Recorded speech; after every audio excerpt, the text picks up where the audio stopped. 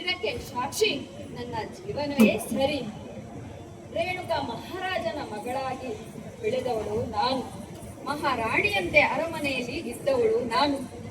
ಆದರೆ ಇಂದು ನನ್ನ ಸ್ವ ಇಚ್ಛೆಯಿಂದಲೇ ಜಮದಗ್ನಿ ಮಹರ್ಷಿಯನ್ನು ವಿವಾಹವಾದೆ. ನಮ್ಮ ದಾಂಪತ್ಯದ ಫಲವಾಗಿ 5 ಮಕ್ಕಳಿಗೆ ಜನನವನ್ನು ಇಚ್ಛಿದ್ದೇನೆ. 5ನೇ ಮಗುವಿಗೆ ಭಾರ್ಗವ ಎಂಬುದಾಗಿ ನಾಮಕರಣವನ್ನು ಮಾಡಿದ್ದೇನೆ. ಪತಿವ್ರತೆಯಾದ ನಾನು ನನ್ನ ಪತಿವ್ರತೆಗೆ ಚ್ಯುತಿ ಬಾರದಂತೆ ಮುಂದುವರೆಸಿಕೊಂಡು ಬಂದಿದ್ದೇನೆ. ಎಂದಿನಂತೆ ನಾನು ಪತಿಯ ಸೇವೆಯಲ್ಲಿ ತೊಡಗಿಕೊಂಡವಳು. ಇಂದು ಕೂಡ ಶುದ್ಧೋದಕವನ್ನು ತರುವುದಕ್ಕಾಗಿ ನರ್ಮದೆಗೆ ಬಂದವಳು. ಇನ್ನು ತಡ ಮಾಡುವುದು ಯಾಕೆ, ಅಂತ ಕಡೆ ಹೋಗುತ್ತೇನೆ.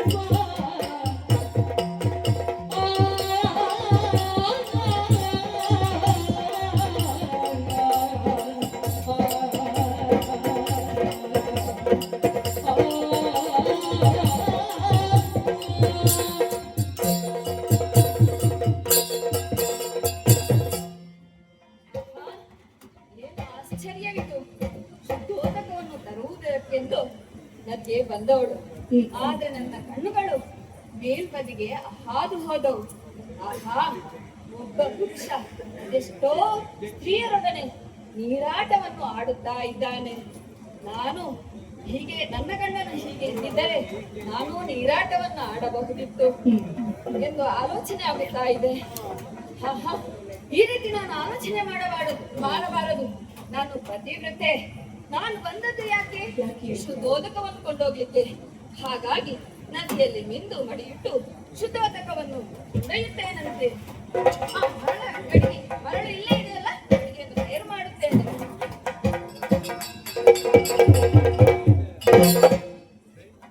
ಇದು ಶುದ್ಧವಾಗುತ್ತಿಲ್ಲವಲ್ಲ, ಈ ಕಡೆ ನೋಡುತ್ತೇನೆ.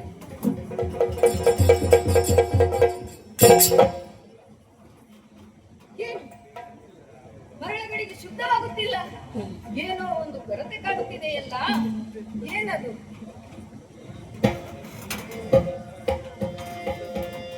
ಏನೋ ನನ್ನಲ್ಲಿ ಕೊರತೆ ಉಂಟಾಗಿದೆ ಎಂದು ನನಗೆ ಅನಿಸುತ್ತಾ ಉಂಟು. ಇರ್ಲಿ, ನಾನು ಮುಂದೊಂದು ದಿನ ಸೀರೆ ಸೆರಗಿನಲ್ಲಿ ಶುದ್ಧೋದಕವನ್ನು ಕೊಂಡೊಯ್ದದ್ದು ಉಂಟು. ಅದೇ ರೀತಿ ಇವತ್ತು ನಾನು ಕೊಂಡೋಗುತ್ತೇನಂತೆ. ಏನೋ ಕೊರತೆ ಬಂತು, ಆತನಿಗೆ ಇನ್ನೇನು ಕೊರತೆ ಬಂತು. ಎಂದಿನಂದದಿ ಕಾಲ ಎಂದು ಇವೆನೆಂದರೆ ಉಲ್ಲದು ಪಾತ್ರೆ ಸೈತದಿಂದಲೇ ಗೆಲ್ಲಿವೆ. ಇನ್ನೇನು ಕೊರತೆ ಬಂತು.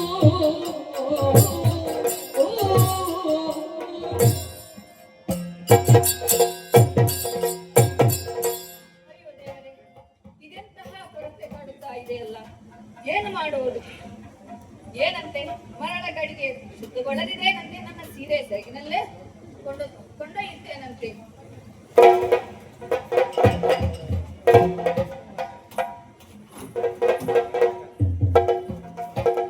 ಸೀರೆ ಸೆರಗಿನಲ್ಲೂ ನೀರು ನಿಲ್ಲುತ್ತಿಲ್ಲವಲ್ಲ, ಏನು ಮಾಡೋದು? ಆಲೋಚನೆ ಮಾಡುತ್ತಾ ಇಲ್ಲಿದ್ರೆ ನನ್ನ ಗಂಡನ ಕೋಪಕ್ಕೆ ತುತ್ತಾಗಬೇಕಾದಿತ್ತು. ಇನ್ನು ತಡ ಮಾಡುವುದು ಸರಿಯಲ್ಲ. ಆಶ್ರಮಕ್ಕೆ ಹೊರಡುತ್ತೇನಲ್ಲ.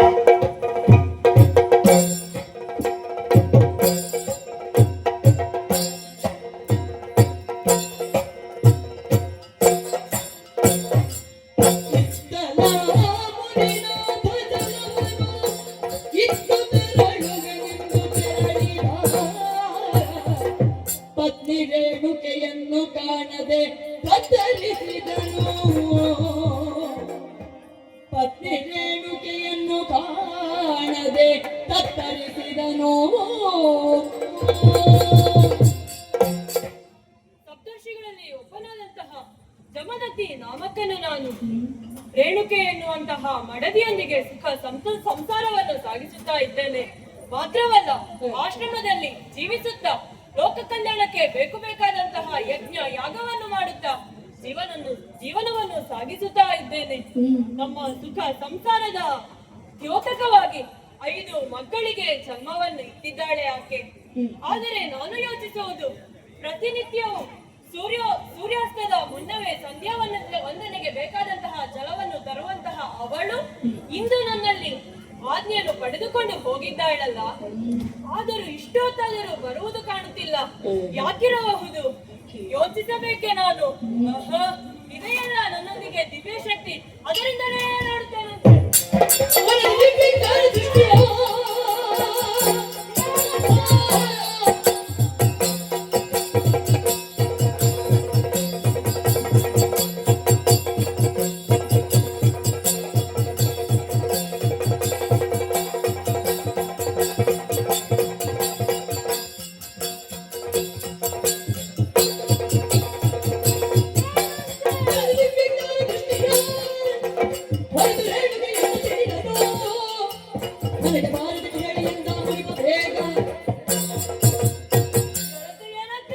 ದಿವ್ಯ ದೃಷ್ಟಿಯಿಂದ ನೋಡಿದೆ ಅಂತಾದರೆ ನನ್ನ ಮಡದಿಯಾದಂತಹ ರೇಣುಕೆಯಲ್ಲಿ ಕಂಡಂತಹ ಅಪವಾದವಾದರೂ ಏನು?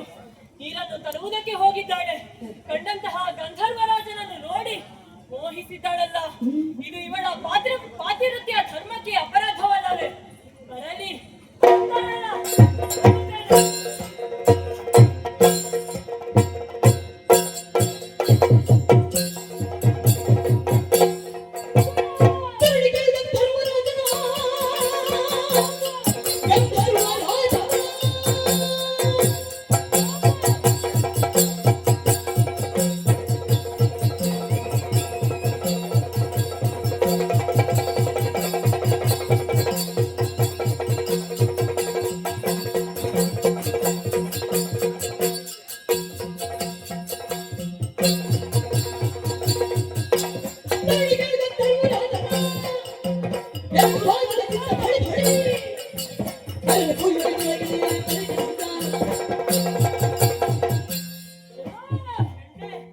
ಬಾಯ್ತ ಕಡೆಗೆ ಎಲ್ಲಿಗೆ ಹೋದವಳು ನೀನು? ನನಗೆ ಸಂಧ್ಯಾವಂದನಿಗೆ ಬೇಕಾದಂತಹ ನೀರನ್ನು ತರುವುದಕ್ಕೆ ಹೋದವಳಲ್ಲವೇ? ಹೋದವಳೇ, ಏನು ಮಾಡಿದೆ? ಏನನ್ನು ಕಂಡೆ? ಗಾಂಧರ್ವ ರಾಜನು ಜಲಕ್ರೀಡೆ ಆಡುವುದನ್ನು ಕಂಡೆಯ? ಆತ ಆಡುವುದನ್ನು ಕಂಡು ಮೋಹಗೊಂಡೆಯ? ಆಯ್ತಲ್ಲ ಅಲ್ಲಿಗೆ ನಿನ್ನ ಪಾತಿರತ್ಯ ಧರ್ಮಕ್ಕೆ ಅಪರಾಧ ಭಂಗ. ಏನು ನೀನು ನಮ್ಮ ಆಶ್ರಮದಲ್ಲಿರುವುದ? ಭಂಗ ತಂದಂತಹ ನೀನು ನಮ್ಮ ಆಶ್ರಮದಲ್ಲಿರುವುದಕ್ಕೆ ಸರಿಯೇ ಅಲ್ಲ. ಕ್ಷಮಿಸು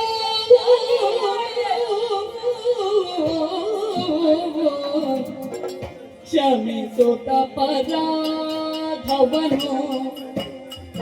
ಎನ್ನಯ ರಮಣ ನೀವೀಗ ಎಣಿಸಬೇಡಿ.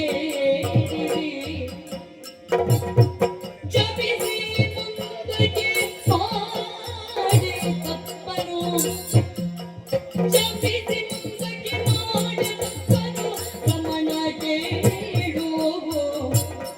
ಕ್ಷಮಿಸುತ್ತ ಪರಾಧವನು ರಮಣ.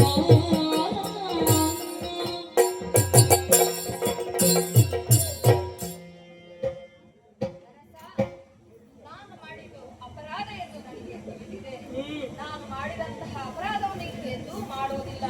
ನಾನು ಮಾಡಿದಂತಹ ಅಪರಾಧವನ್ನು ಕ್ಷಮಿಸುವರೆ ಸಹ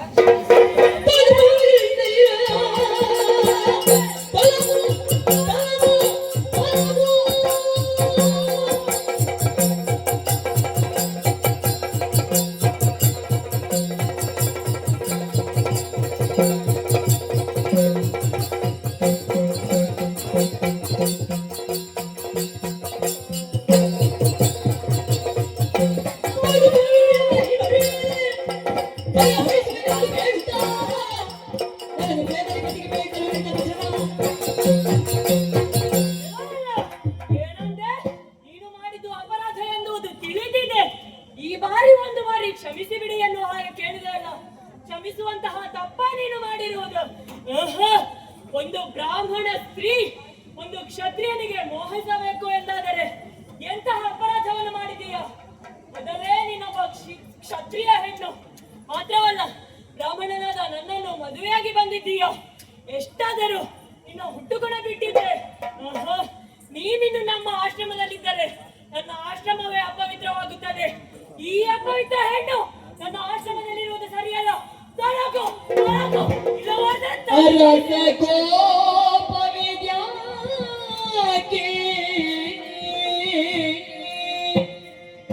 ಅರಸ ಕೋಪವಿದ್ಯಾಕೆ ತನ್ನಯ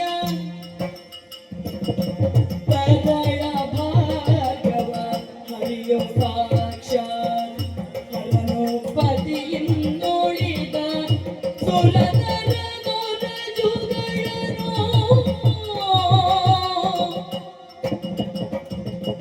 ಹರನು ಪತಿಯಿಂದೊಳಿದ ಸುರನರ ನೊರಜುಗಳನ್ನು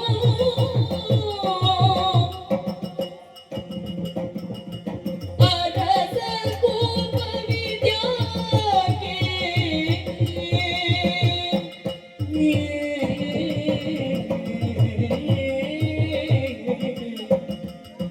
ಅರಸ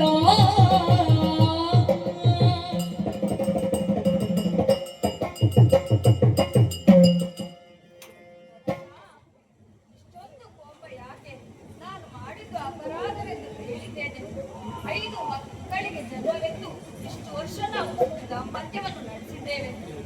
ಆದರೂ ನನ್ನ ಕ್ಷಮಿಸಬಹುದಲ್ಲ? ನನ್ನನ್ನು ಕ್ಷಮಿಸು.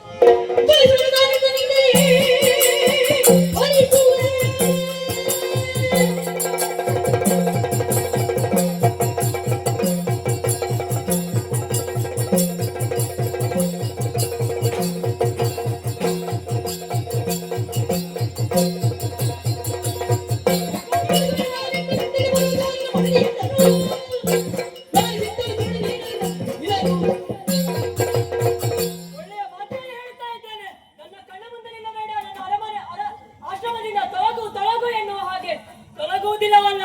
ನಿನ್ನನ್ನು ಹೇಗೆ ತೊಲಗಿಸಬೇಕು ಎನ್ನುವುದು ಗೊತ್ತಿದೆ. ಮರ್ಯಾದೆಯಲ್ಲಿ ತೊಲಗಿದರೆ ಸರಿ, ಇಲ್ಲವಾದರೆ ತಲೆ ಕಡಿದೇನು. ಮರಣಕ್ಕೆ ಭಯಪಟ್ಟು ಇರಲಾರೆ ಸ್ವಾಮಿಯೇ,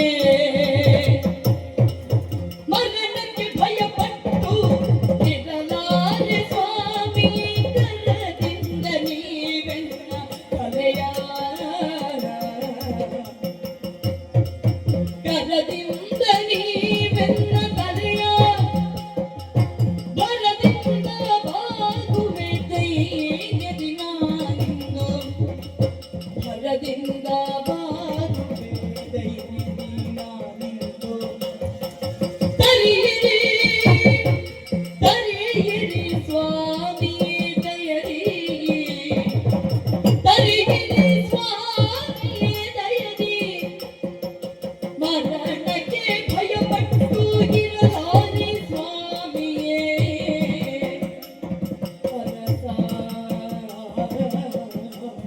ಅರಸ ಅರಸ.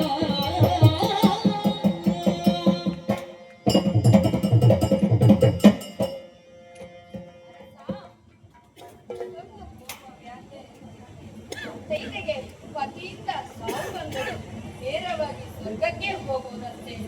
ನಿಮ್ಮ ಕೈಯಿಂದ ನನ್ನ ಸಾವಿಗೆ ನಾನು ಶರಣನಾಗಿದ್ದೇನೆ. ನನ್ನನ್ನು ಕೊಲ್ಲಿ ಕೊಲ್ಲಿ ಕೊಲ್ಲಿ.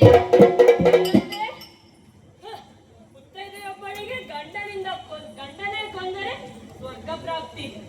ನಿನಗೆ ಸ್ವರ್ಗ, ನೀನು ಸ್ವರ್ಗಕ್ಕೆ ಹೋದೆ ಎಂದಾದರೆ ಅಲ್ಲಿರುವಂತಹ ಪಾತಿವ್ರತ್ಯರು ಅಪವಿತ್ರರಾಗುತ್ತಾರೆ. ನೀನು ಸ್ವರ್ಗಕ್ಕೆ ಹೋಗುವುದಲ್ಲ, ನಿನಗೆ ಮುಕ್ತಿಯೂ ಸಿಗಬಾರದು. ನಿನ್ನನ್ನು ನಾನು ಕೊಲ್ಲುವುದೇ. ಇದ್ದರಲ್ಲ ನೀನು ಹೆತ್ತಂತಹ ಮಕ್ಕಳು, ಅವರನ್ನೇ ಧರಿಸುತ್ತೇನಂತೆ. ಹೇಳಿದ್ದೇನೆ.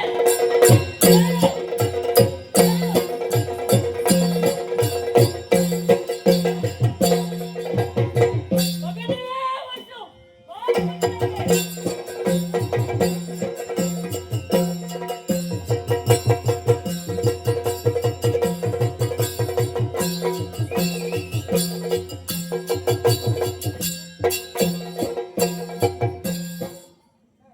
ಮಗನೇ, ಬಾ, ಇತ್ತ ಕಡೆಗೆ ಬಾ.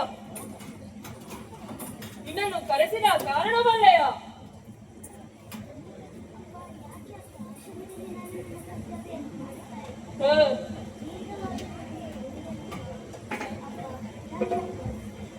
ಆಶ್ರಮದಲ್ಲಿ ನಿನ್ನದಾದಂತಹ ಕಾರ್ಯವನ್ನು ಮಾಡುತ್ತಾ ಇದ್ದಂತಹ ನೀನು ನನ್ನ ಕರೆಗೆ ಹೋಗಟ್ಟು ಬಂದೆಯಲ್ಲ. ಬಾ, ಹೀಗೆ ಬಾ, ಹೀಗೆ ಬಾ. ಇದು ಇಡೀ ಕತ್ತಿಯನ್ನು. ಓ, ಅಲ್ಲಿ ಕಾಣುತ್ತಾ ಇದ್ದಾಳಲ್ಲ, ಯಾರವಳು? ಇನ್ನ ಅಮ್ಮ. ಹೋಗವಳ ತಲೆಯನ್ನು ಕಡಿ. ಕಡಿಯುವುದಿಲ್ಲವೇ? ನಾನು ಯಾರು? ನಿನ್ನ ಅಪ್ಪ. ನಾನು ಹೇಳಿದಂತಹ ಮಾತನ್ನು ನಿನಗೆ ಪಾಲಿಸುವುದಕ್ಕಾಗುವುದಿಲ್ಲವಲ್ಲ? ಕಡಿಯುವುದಿಲ್ಲವೇ? ಕೊನೆಯ ಬಾರಿ ಕೇಳುತ್ತಾ ಇದ್ದೇನೆ, ಆಗುತ್ತದೋ? ಅವಳ ತಲೆಯನ್ನು ಕಡಿ. ಆಗುವುದಿಲ್ಲವಾ? ಬಿಡಲಿ ಕತ್ತಿ. ಸತ್ಯ!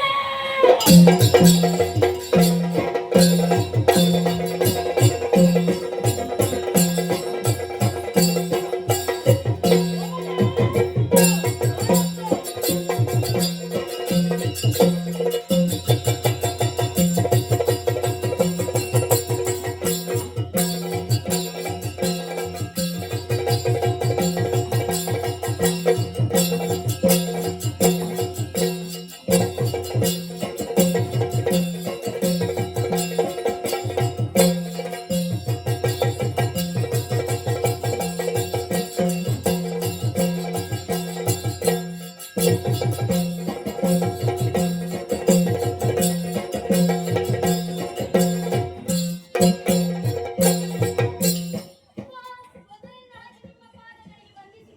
ಎದ್ದೇಳುತ್ತಿದೆ. ಎದ್ದೇಳು ಮಗನೇ. ಮಗನೇ ಸುಮ ಎಂಬ ಘೋರವಾದ ಕರೆ ಕೇಳಿಸಿತು.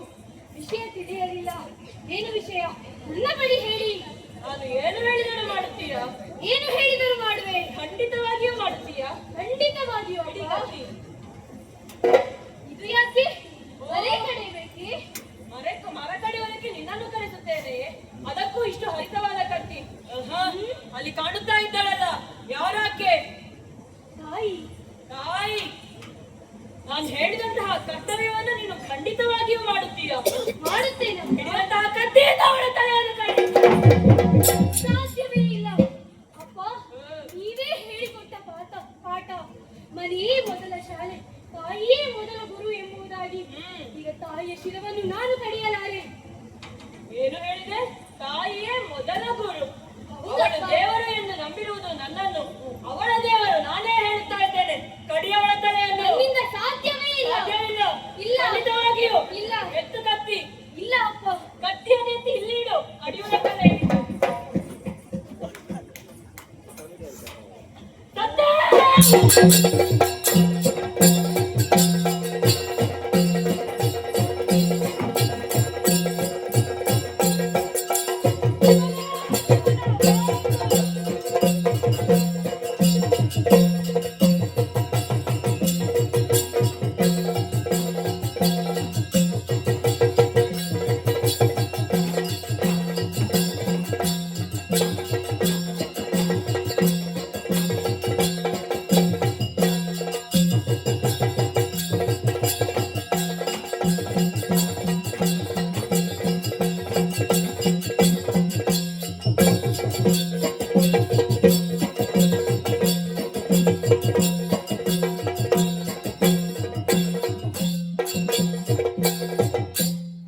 ತೀರ್ಥರೂಪರಿಗೆ ಸಮಾನರಾದ ತಂದೆಯವರಿಗೆ ಪ್ರಣಾಮ.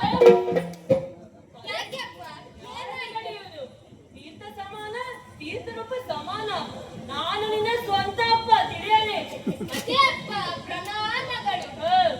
ಅಪ್ಪ, ನೀವು ಅವತ್ತು ಹೇಳಿದ್ರಲ್ಲ ಪುಸ್ತಕದ ಮೇಲೆ ಭಾರ ಹಾಕಬೇಕು ಅಂತೇಳಿ. ಹಾಗಾಗಿ ಇಷ್ಟೊಟ್ಟಿ ಪುಸ್ತಕದ ಮೇಲೆ ತಲೆ ಇರಿಸಿ ಮಲಗಿ ಅಷ್ಟೊತ್ತಿಗೆ ಸುಗುಣ ಅಂತ ಹೇಳಿ ಕೇಳಿದ್ರಲ್ಲ, ಏಕೆ ಅಪ್ಪ? ನೀನು ಇದಕ್ಕೆ ಲಾಯಕು. ಪುಸ್ತಕವನ್ನು ಓದುವುದು ಬಿಟ್ಟು ಪುಸ್ತಕದ ಮೇಲೆ ತಲೆ ಮಾಡಿಗೆ ಮಲಗಿದ್ದೀಯಾ? ನೀವಲ್ಲ ಭಾರ ಹಾಕಲಿ ಕೇಳಿ. ನಿನ್ನೊಂದಿಗೆ ಹೇಳಿದ ಕೆಲಸ ಆದ ಹಾಗೆ, ಆದರೂ ವ್ಯರ್ಥ ಪ್ರಯತ್ನ. ಇದು ಬಿಡಿ ಕತ್ತಿ. ಏಕೆ ಅಪ್ಪ? ಕಾಣುತ್ತಾ ಇದ್ದಾಳಲ್ಲ, ಅಮ್ಮ ತರಕಾರಿ ಚಿನಿಕುಟ್ಟ. ತರಕಾರಿ ಹೆಚ್ಚಲಿಕ್ಕೆ ನೀನ ಹೋಗಿ ಮಲಗುವವ ನೀನು. ನಿನ್ನೊಂದಿಗೆ ಅದನ್ನು ಲಾಯಕ್ಕಿಲ್ಲ. ಕಟ್ಟಿಗೆ ಕಡಿಬೇಕಾ? ಕಟ್ಟಿಗೆ ಕಡಿಯುವುದಕ್ಕೂ ನೀನು ಸಾಧ್ಯವಿಲ್ಲ. ಮತ್ತೆಂತ ಕಟ್ಟಿ? ಕಟ್ಟಿಗೆ ಎಷ್ಟು ತೋರಾದ್ರೂ ಇದೆಯಾ? ಆದರೂ ಹೋಗಿ ತಿನ್ನು ಮಲಗಿಕೊಳ್ಳಿ.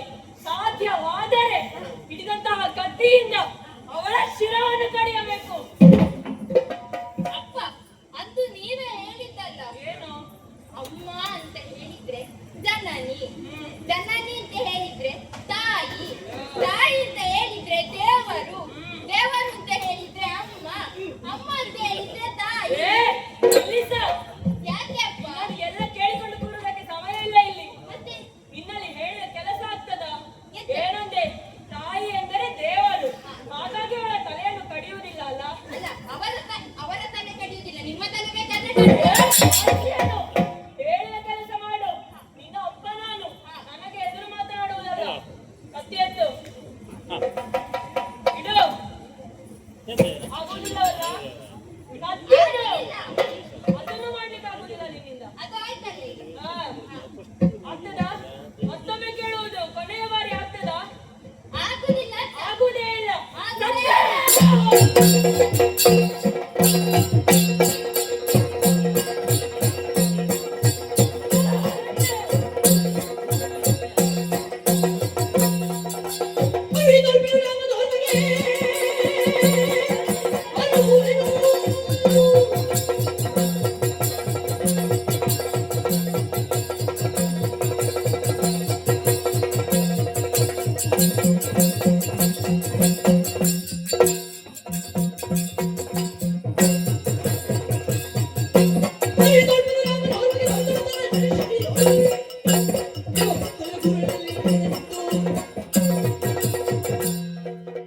ಕಟ್ಟಿದಂತಹ 4 ಏನು ಮಾಡೋಣ? ಏನು ಸರಿ ಸರಿ ಸರಿ, ಇದ್ದಾನಲ್ಲ ಇನ್ನೊಬ್ಬ ಮಗ, ಹೋಗಿದ್ದಾನೆ ಗಣಪತಿ ದೇವರ ಮೂಲಕದಿಂದ ಪರಶುವಿದ್ಯೆಯನ್ನು ಕಲಿಯುವುದಕ್ಕಾಗಿ ಹೋಗಿದ್ದಾನೆ. ಆತನನ್ನೇ ಕರೆಸುತ್ತೇನಂತೆ. ಇಲ್ಲಿಂದಲ್ಲ, ಎತ್ತರವಾದ ಪ್ರದೇಶದಿಂದ ಕರೆದರೆ ಆತನಿಗೆ ತಲುಪಿದ್ದು ಪ್ರಯತ್ನಿಸುತ್ತೇನಂತೆ. ಮಗನೇ ಭಾರ್ಗವ, ಬಾ ಕಂದ. ಮಗನೇ ರಾಮ, ಬಾರಪ್ಪ. ಮಗನೇ ರಾಮ, ಬಾ ಕಂದ.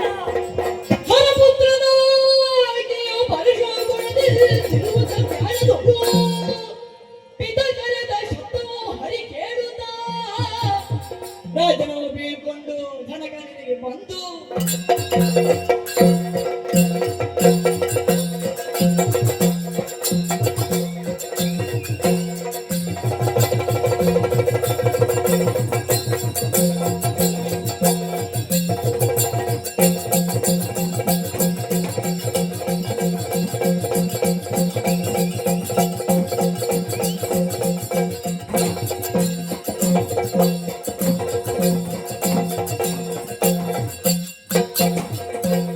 ಧರೆಯ ಮೇಲೆ ಜಗಜರ ಕಂಡು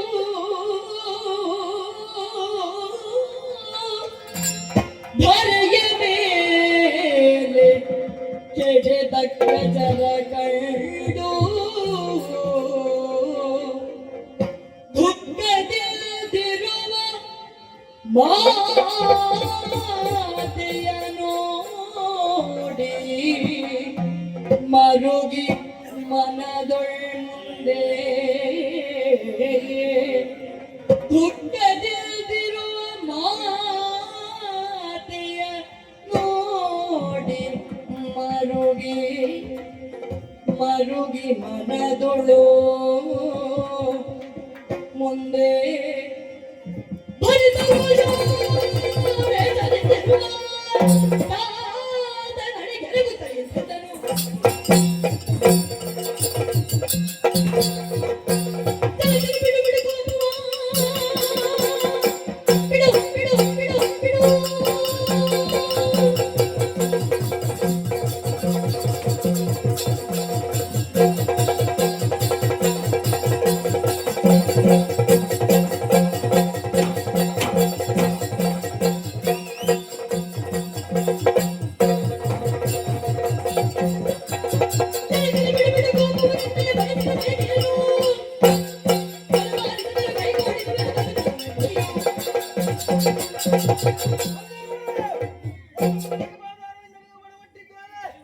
ವಿದ್ಯೆಯನ್ನು ಕಲಿಯುವುದಕ್ಕೆ ಬೇಕಾಗಿ ಕೈಲಾಸಗಿರಿಯನ್ನು ಸೇರಿದವ ನಾನು.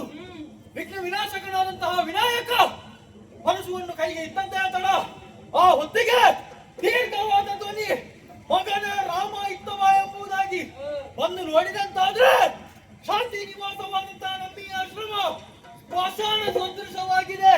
ಒಂದು ಕಡೆಯಲ್ಲಿ ನೋಡಿದಂತಾದ್ರೆ ನನ್ನ ಸಹೋದರರು ಧರಾಶಾಹಿಯಾಗಿ ಬಿದ್ದಿದ್ದಾರೆ. ಇನ್ನೊಂದು ಕಡೆ ನೋಡಿದಂತಾದ್ರೆ ನನ್ನ ತಾಯಿ ಅಳುತ್ತಾ ಇದ್ದಾರೆ. ಅದನ್ನು ಬಿಟ್ಟು ನಿಮ್ಮನ್ನು ನೋಡಿದಂತಾದ್ರೆ ಪ್ರಳಯಕಾಲದ ಋತುವಿನಂತೆ ಕಂಗೊಳಿಸುತ್ತಾ ಇದ್ದೀರಾ. ಏನಾಯ್ತು ತಂದೆ? ಯಾಕೆ ಕರೆ ಬೇಡಿ? ಬೇಡದ ಕರೆಗಳು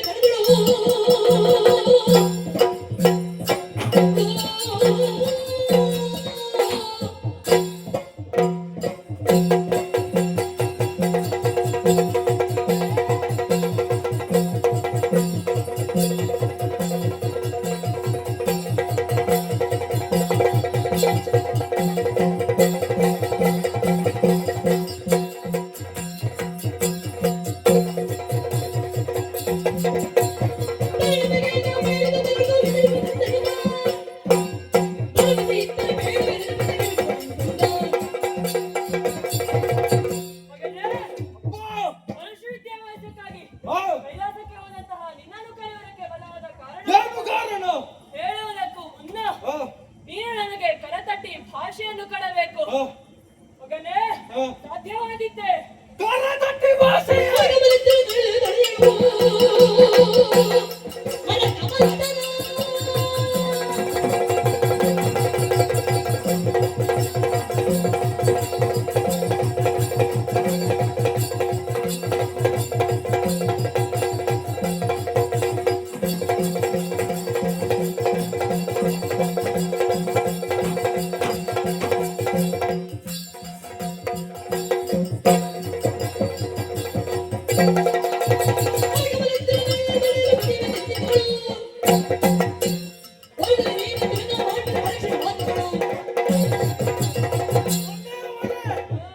ಭಾರ್ಗವನ ಮಾತಿನ ಮೇಲೆ ನಿಮಗೆ ನಂಬಿಕೆ ಇಲ್ಲವೇ?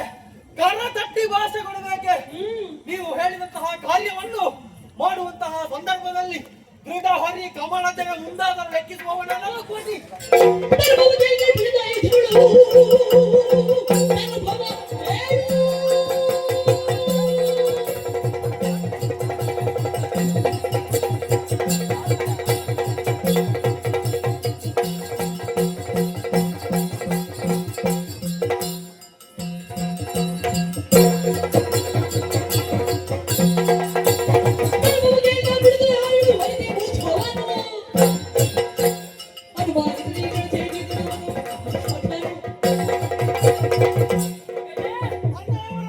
ಹೊರತಟ್ಟಿದ್ದಂತಹ ಭಾಷೆ ಕೇಳಿ ಸಂತೋಷವಾಯಿತು. ಇನ್ನು ಹೇಳುತ್ತೇನೆ, ನನ್ನ ಸಂಧ್ಯಾವಂದನಿಗೆ ಬೇಕಾದಂತಹ ನೀರನ್ನು ತರುವುದಕ್ಕೆ ನದಿ ತೀರಕ್ಕೆ ಹೋದಂತಹ ನಿನ್ನ ತಾಯಿ ಗಾಂಧರ್ವ ರಾಜನನ್ನು ಕಂಡು ಮೋಹಗೊಂಡಳು. ಅವಳಿಂದ ನನಗೆ ಬೇಕಾದಂತಹ ನೀರನ್ನು ತರುವುದಕ್ಕೆ ಸಾಧ್ಯವಾಗಲಿಲ್ಲ. ಯಾಕೆ? ಅವಳ ಪಾತಿವೃತ್ಯ ಧರ್ಮಕ್ಕೆ ಬಂದಂತಹ ಭಂಗ. ಅವಳು ನಮ್ಮ ಮನೆಯಲ್ಲಿರುವುದಕ್ಕೆ ಲಾಯಕಲ್ಲ, ಅಪವಿತ್ರೆಯವಳು. ಹಾಗಾಗಿ ನಿನ್ನ ಅಣ್ಣನವರನ್ನು ಕರೆದು ಆಕೆಯ ತಲೆ ಕಡಿಯುವುದಕ್ಕೆ ಹೇಳಿದೆ. ಯಾರಿಂದಲೂ ಸಾಧ್ಯವಾಗಲಿಲ್ಲ. ಮಗನೇ, ನಿನ್ನಿಂದ ಮಾತ್ರ ಸಾಧ್ಯ. ಅದೋ ಕಾಡುತ್ತಾ ಇದ್ದಾಳಲ್ಲ ನಿನ್ನ ತಾಯಿ, ಆ ಹಿಡಿದಂತಹ ಪರಶುವಿನಿಂದ ಅವಳ ತಲೆಯನ್ನು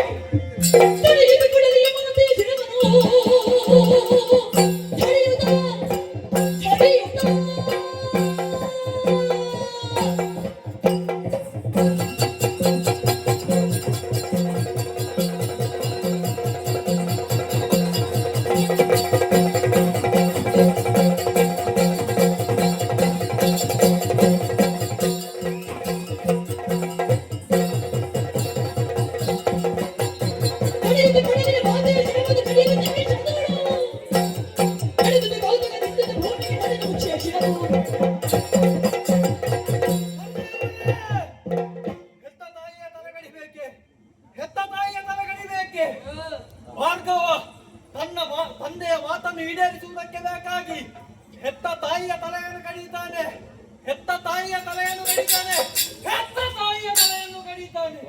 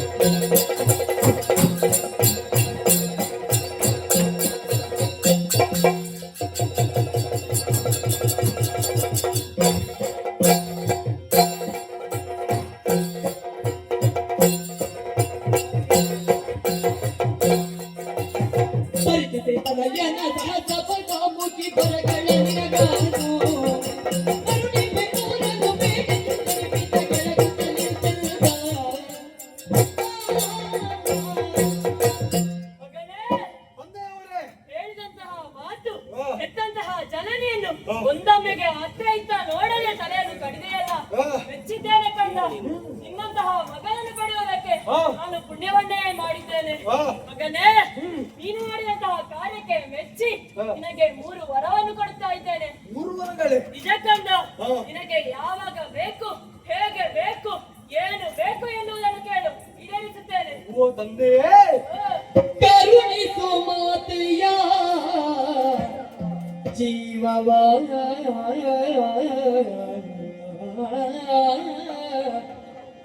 ಕರುಣಿಸೋ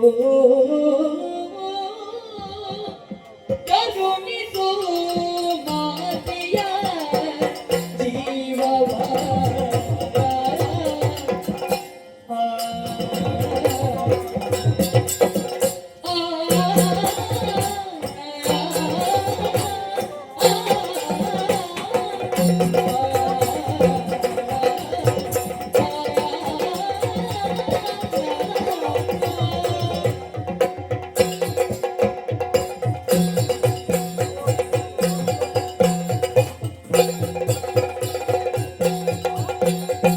ಕರುಣಿಸೋ ಮಾತೆಯ ಜೀವವ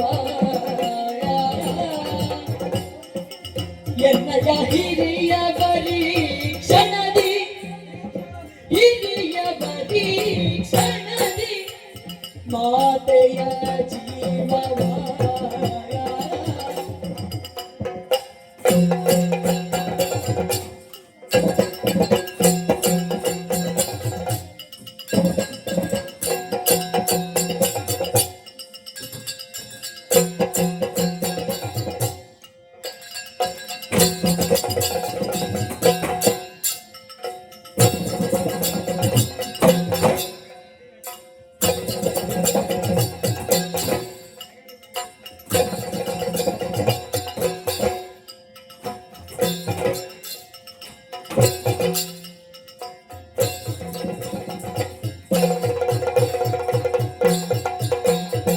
ಕರುಣಿಸೋ ಮಾತೆಯ ಜೀವವ ಎನ್ನಯ ಹಿರಿಯ ಪರೀಕ್ಷಣದಿ ಹರಿಯದಿ ಕೆಡೆದವರೇಳಲಿ ಹರಿಯದಿ ಕೆಡೆದವರೇಳಲಿ ನನಗೆ ದೊರೆತವರವಿರಲಿ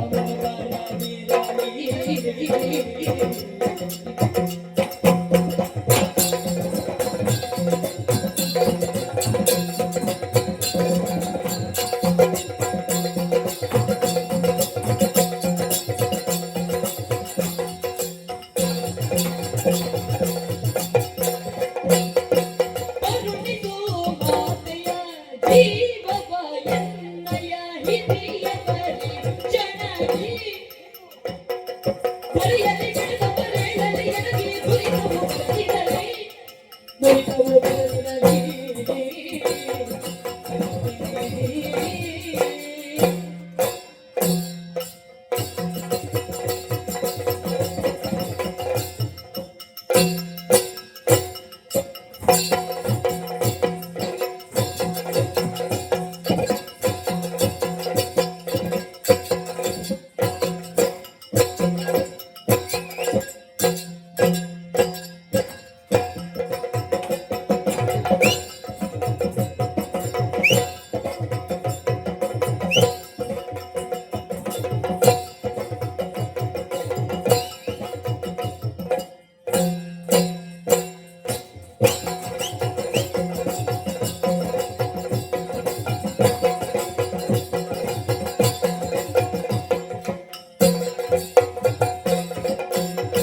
ಕರುಣಿಸೋ ಮಾತೆಯ ಜೀವವ ಜೀವವ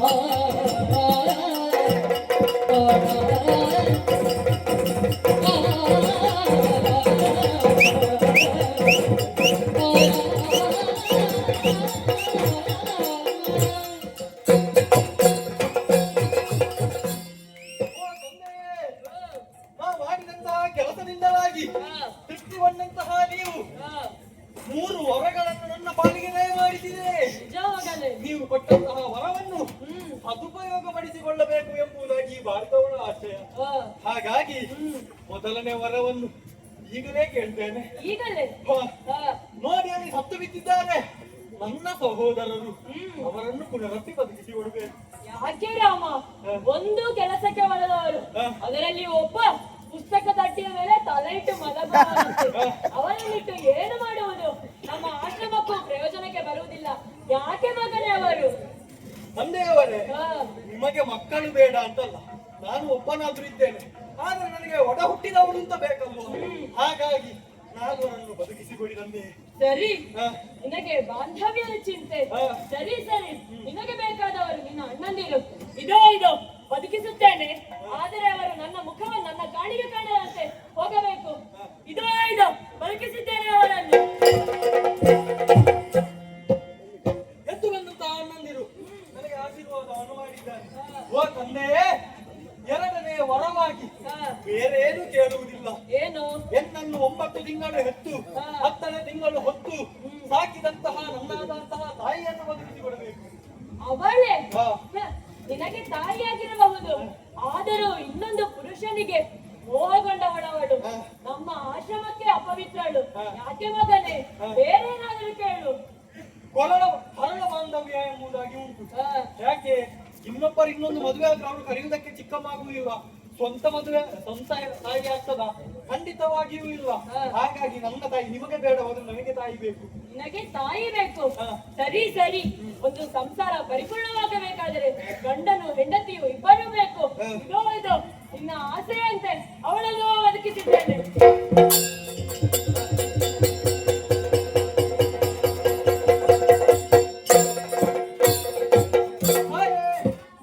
ಒಟ್ಟು ಬದಲಾಗಿ ವಂದಿಸಿಕೊಂಡಿದ್ದೇನೆ ತಾಯಿ. ಏನು ಮಗ? ನಾನು ಮಾಡಿದಂತಹ ಕೃತ್ಯದಿಂದ ಖುಷಿಯಾದಂತಹ ನನ್ನ ತಂದೆಯವರು 3 ವರಗಳನ್ನು ನನ್ನ ಪಾಲಿಗೆ ದಯ ಮಾಡಿಸಿದ್ದಾರೆ. ಮೊದಲನೇ ವರವಾಗಿ ನನ್ನ ಅಣ್ಣಂದಿರನ್ನು ಬದುಕಿಸಿಕೊಂಡಿದ್ದೇನೆ. 2ನೇ ವರವಾಗಿ ನಿಮ್ಮನ್ನು ಬದುಕಿಸಿಕೊಂಡಿದ್ದೇನೆ. ಆದ್ರೆ 3ನೇ ವರವಾಗಿ ಏನು ಕೇಳಬೇಕು, ಯಾವುದನ್ನು ಕೇಳಬೇಕು ಎಂಬುದಾಗಿ ನನ್ನ ದಿಕ್ಕು ತೋಚುತ್ತಾ ಇಲ್ಲ. ಹಾಗಾಗಿ ನಿಮ್ಮಲ್ಲಿ ಕೇಳ್ತೇನೆ, 3ನೇ ವರವನ್ನು ಹೇಗೆ ಸದುಪಯೋಗಗೊಳಿಸಿಕೊಳ್ಬೇಕು ಎಂಬುದಾಗಿ ಆಗ್ತೀರಾ? ಮಗನೇ, ಸ್ತ್ರೀ ಹತ್ಯೆ ದೋಷ ತಪ್ಪು, ಹಾಗೆ ಮಾತೃ ಹತ್ಯೆ ದೋಷ. ನಿನಗೆ ಕಟ್ಟಬಾರದು ಎಂಬುದಾಗಿ ವರವನ್ನು ಕೇಳು ಮಗನೇ. ಆಯ್ತಮ್ಮ, ನೀವು ಹೇಳಿದಂತೆಯಾಗಲಿ.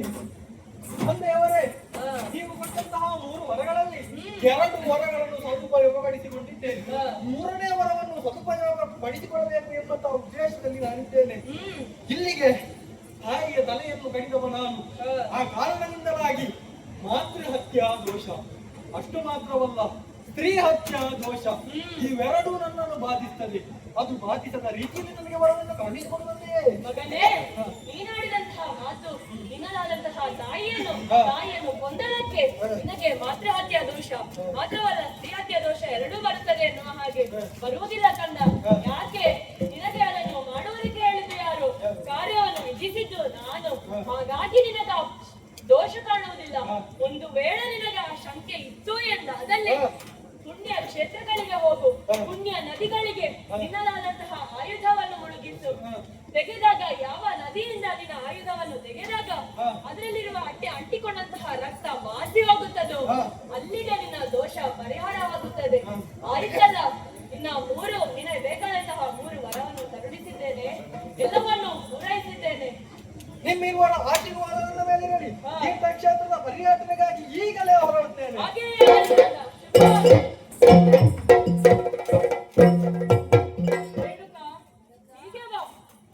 ಬದುಕಿಸಿದ್ದೇನೆ. ಯಾಕೆ ಬಲ್ಲೆಯ? ಮುಂದಿನ ಭವಿಷ್ಯದ ಚಿಂತನೆಯಿಂದಲಾಗಿ ನೀನೊಬ್ಬಾಕೆ ಕ್ಷತ್ರಿಯ ಹೆಣ್ಣು, ನಾನೊಬ್ಬಾಕೆ ಒಬ್ಬ ಬ್ರಾಹ್ಮಣ ಕುಲ ಸಂಪೂರ್ಣವಾಗಿ ಮುಂದುವರಿಯಬೇಕೆಂದಾದರೆ ಬ್ರಾಹ್ಮಣ ಸ್ತ್ರೀ ಬ್ರಾಹ್ಮಣ ಪುರುಷ ಇರಬೇಕು. ನೀನು ಮೊದಲಿದ್ದದು ಕ್ಷಾತ್ರಿಯಳಾಗಿ ನಿನ್ನನ್ನು ಕೊಂದೆ, ಮತ್ತೊಮ್ಮೆ ಬದುಕಿಸಿದವ ನಾನು ಬ್ರಾಹ್ಮಣ. ಅಲ್ಲಿಗೆ ನೀನು ಪರಿಪೂರ್ಣವಾಗಿ ಬ್ರಾಹ್ಮಣ ಸ್ತ್ರೀಯಾಗಿದ್ದೀಯಾ? ಇನ್ನು ಮುಂದೆ ನಮ್ಮಿಂದಾಗುವುದು ಬ್ರಾಹ್ಮಣ ಕುಲದ ಏಳಿಗೆ ಮಾತ್ರವಷ್ಟೇ. ಈ ಭವಿಷ್ಯದ ಚಿಂತನೆ ನಿಲ್ಲಿಸಿಯೇ ಈ ಕಾರ್ಯಕ್ಕೆ ಮುಂದಾಗಿದ್ದೇನೆ. ಏನಾದರೂ ಹೇಳುವುದಕ್ಕುಂಟೆ ರೇಣುಕಾ? ನೋಡಿ, ಇನ್ನು ಮುಂದೆ ಈ ರೀತಿಯಾದಂತಹ ಕೋಪವನ್ನು ಮಾಡಿಕೊಂಡರೆ ನಿಮ್ಮ ಜೊತೆ ನಾನು ಇರಲಾರೆ. ಕೋಪ? ಏನು ಹೇಳ್ತೀಯೇ? ಗಂಡ ಸಂಬಂಧಿಗೆ ಕೋಪ ಇಲ್ಲವಾದರೆ ಗಂಡಸ ಎಂದು ಹೇಳ್ತಾರೆ. ಆಗುವುದಿಲ್ಲ. ಕೋಪವನ್ನು ಬಿಟ್ಟರೆ ಬಿಡಲೇಬೇಕಾ? ಸರಿ, ಬಿಟ್ಟಿದ್ದೇನೆ, ಕೋಪವನ್ನು ಬಿಟ್ಟಿದ್ದೇನೆ.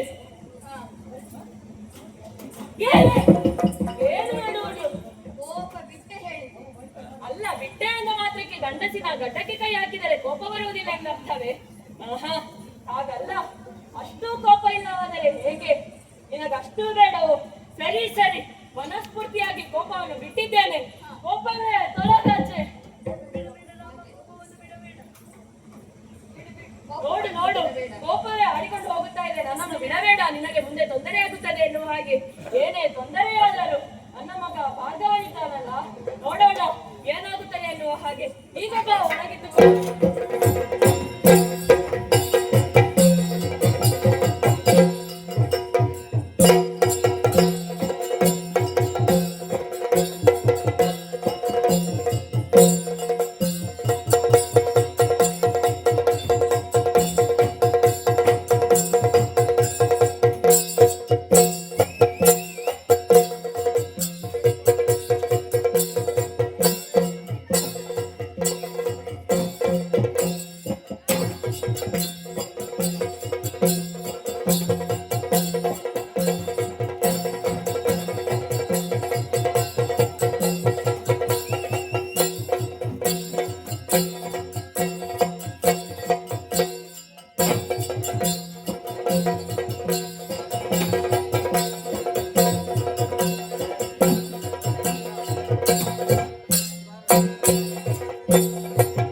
ಹಡಿವೆ ಪರಾಕ್ರಮ ಗಂಭೀರವ ಇರುವಂತಹ ಸ್ಥಳ ಆಯುಷ್ಮಾನಿಗೆ ಯಾರೆಂದುಕೊಂಡಿದ್ದೀರಿ? ಕಾರ್ತವೀರ್ಯ ಎಂದುಕೊಂಡಿದ್ದೇವೆ. ನಾನೇ ಸರಿ, ನಾನೇ ಸರಿ. ಬಂದಂತಹ ಕಾರ್ಯ ಅನೇಕ ವಿಧಲಾಲಿಸಬೇಕು. ಮುನಿಪಾಗೆ ಕೃತವೀರ್ಯ ನೋಡಾರ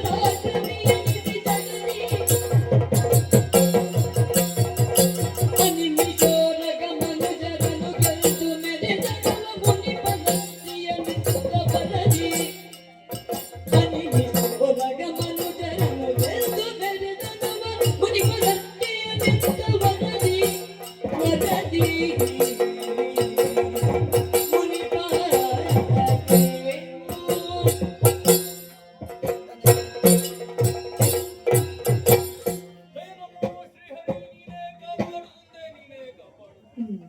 ಸ್ವಾಮಿ, ಲೋಕದಲ್ಲಿ ಒಂದು ಮಾತುಂಟು. ಹರಮುನಿದರೆ ಗುರು ಕಾಯುವ ಎನ್ನುವ ಹಾಗೆ. ಅದಕ್ಕೆ ನನ್ನ ಜೀವನವೇ ನಿದರ್ಶನ ನೋಡಿ. ನನ್ನ ಜೀವನದಲ್ಲಿ ನಾನೊಂದು ಸಾರ್ಥಕತೆಯನ್ನು ಹೊಂದಬೇಕು ಅಂತ ಆದ್ರೆ ಗುರುಗಳಾದ ದತ್ತಾತ್ರೇಯರೇ ಕಾರಣ. ಮಹಾರಾಜನಾದಂತಹ ಕೃತವೀರ್ಯ ಹಾಗೂ ರಕಾದೇವಿಗೆ ಮಗನಾಗಿ ಹುಟ್ಟಿದೆ. ಆದರೆ ಏನು ಮಾಡೋಣ ಸ್ವಾಮಿ, ಹುಟ್ಟಿದ ಮಗುಗೆ ಕೈಗಳೇ ಇಲ್ಲವಂತೆ. ಹಾಗಾದ್ರೆ ಬೇಸರಿಸಿಕೊಂಡಂತಹ ನನ್ನ ತಾಯಿ ರಕಾದೇವಿ ನನ್ನನ್ನು ಕರೆದೊಯ್ದು ದತ್ತಾತ್ರೇಯರ ಕೈಗೆ ಹಸ್ತಾಂತರಿಸಿದ ಕಾಲಕ್ಕೆ ಅವರ ಆಶೀರ್ವಾದದಿಂದ ಒಂದ ಎರಡ 1000 ಕೈಗಳನ್ನು ನಾ ಪಡೆದವರಿದ್ದೇನೆ. ಇಕ್ಕಡೆಗಳನ್ನು 500 ಕೈಗಳನ್ನು ಹೊಂದಿದ್ದೇನೆ. ಅದು ಎನ್ನುವುದು ನನ್ನ ವಿಶೇಷತೆಯಲ್ಲ. ನಾ ಹುಟ್ಟಿದ ನಂತರ ಏನು ಗಳಿಸಿದೆ, ಏನು ಸಾಧನೆಯನ್ನ ಮಾಡಿದೆ, ಅದು ನನ್ನ ಜೀವನದ ವಿಶೇಷತೆ ಎಂದು ಹೇಳುತ್ತದೆ. ಏನು ಮಾಡಿದೆ? ಮಾಹಿಷ್ಮತಿಗೆ ಅರಸನಾದೆ. ಅದು ಪಿತ್ರಾರ್ಜಿತ ಆಸ್ತಿ. ನನ್ನ ಸ್ವಂತದಲ್ಲಿ ನಾ ಏನು ಮಾಡಿದ್ದೇನೆ ಎನ್ನುವುದನ್ನು ಕೇಳಬೇಕು ನೀವು. ಒಂದೋ ಎರಡೋ 3 ಲೋಕವನ್ನು ಹೋರಾಡಿದೆ, ದಿಗ್ವಿಜಯವನ್ನ ಮಾಡಿದೆ, ಹೋಗಿದ್ದೇನೆ, ಸ್ವರ್ಗವನ್ನ ಸೇರಿದೆ, ಸುರರನ್ನ ಸೋಲಿಸಿದೆ, ಮುದ್ರೆಯನ್ನಲ್ಲಿ ಒತ್ತಿ ಬಂದಿದ್ದೇನೆ.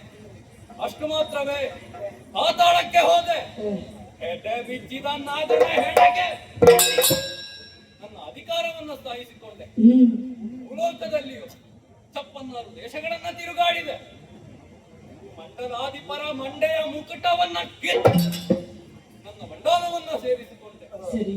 ಹಾಗಾದ್ರೆ 3 ಲೋಕವು ನನ್ನನ್ನು ಚಕ್ರವರ್ತಿ ಎಂದು ಅಂಗೀಕರಿಸಿಕೊಂಡಿದ್ದಾಗಿದೆ. ಎಲ್ಲವೂ ಸುಭಿಕ್ಷವಾಗಿಯೇ ಉಂಟು. ಈ ಮಾಹಿಷ್ಮತಿಯನ್ನ ಕಾಪಾಡುತ್ತಾ ಸಲಹುತ್ತಾ ಬಂದಿದ್ದೇನೆ. ಯಾರದು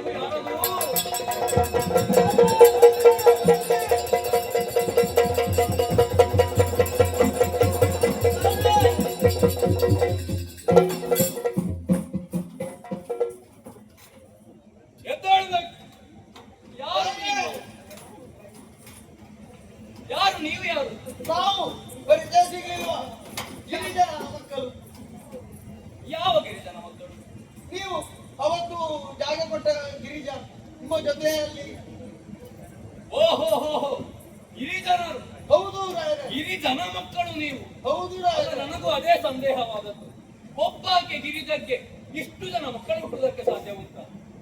ಹಾಗಾದ್ರೆ ಇಲ್ಲಿಗೆ ಬಂದಿದ್ದೀರಿ, ಏನು ಕಾರಣ ಹೇಳಬೇಕು. ಪಾಲಿಸಬೇಕು. ಲಾಲಿಸಬೇಕು ರಾಯ.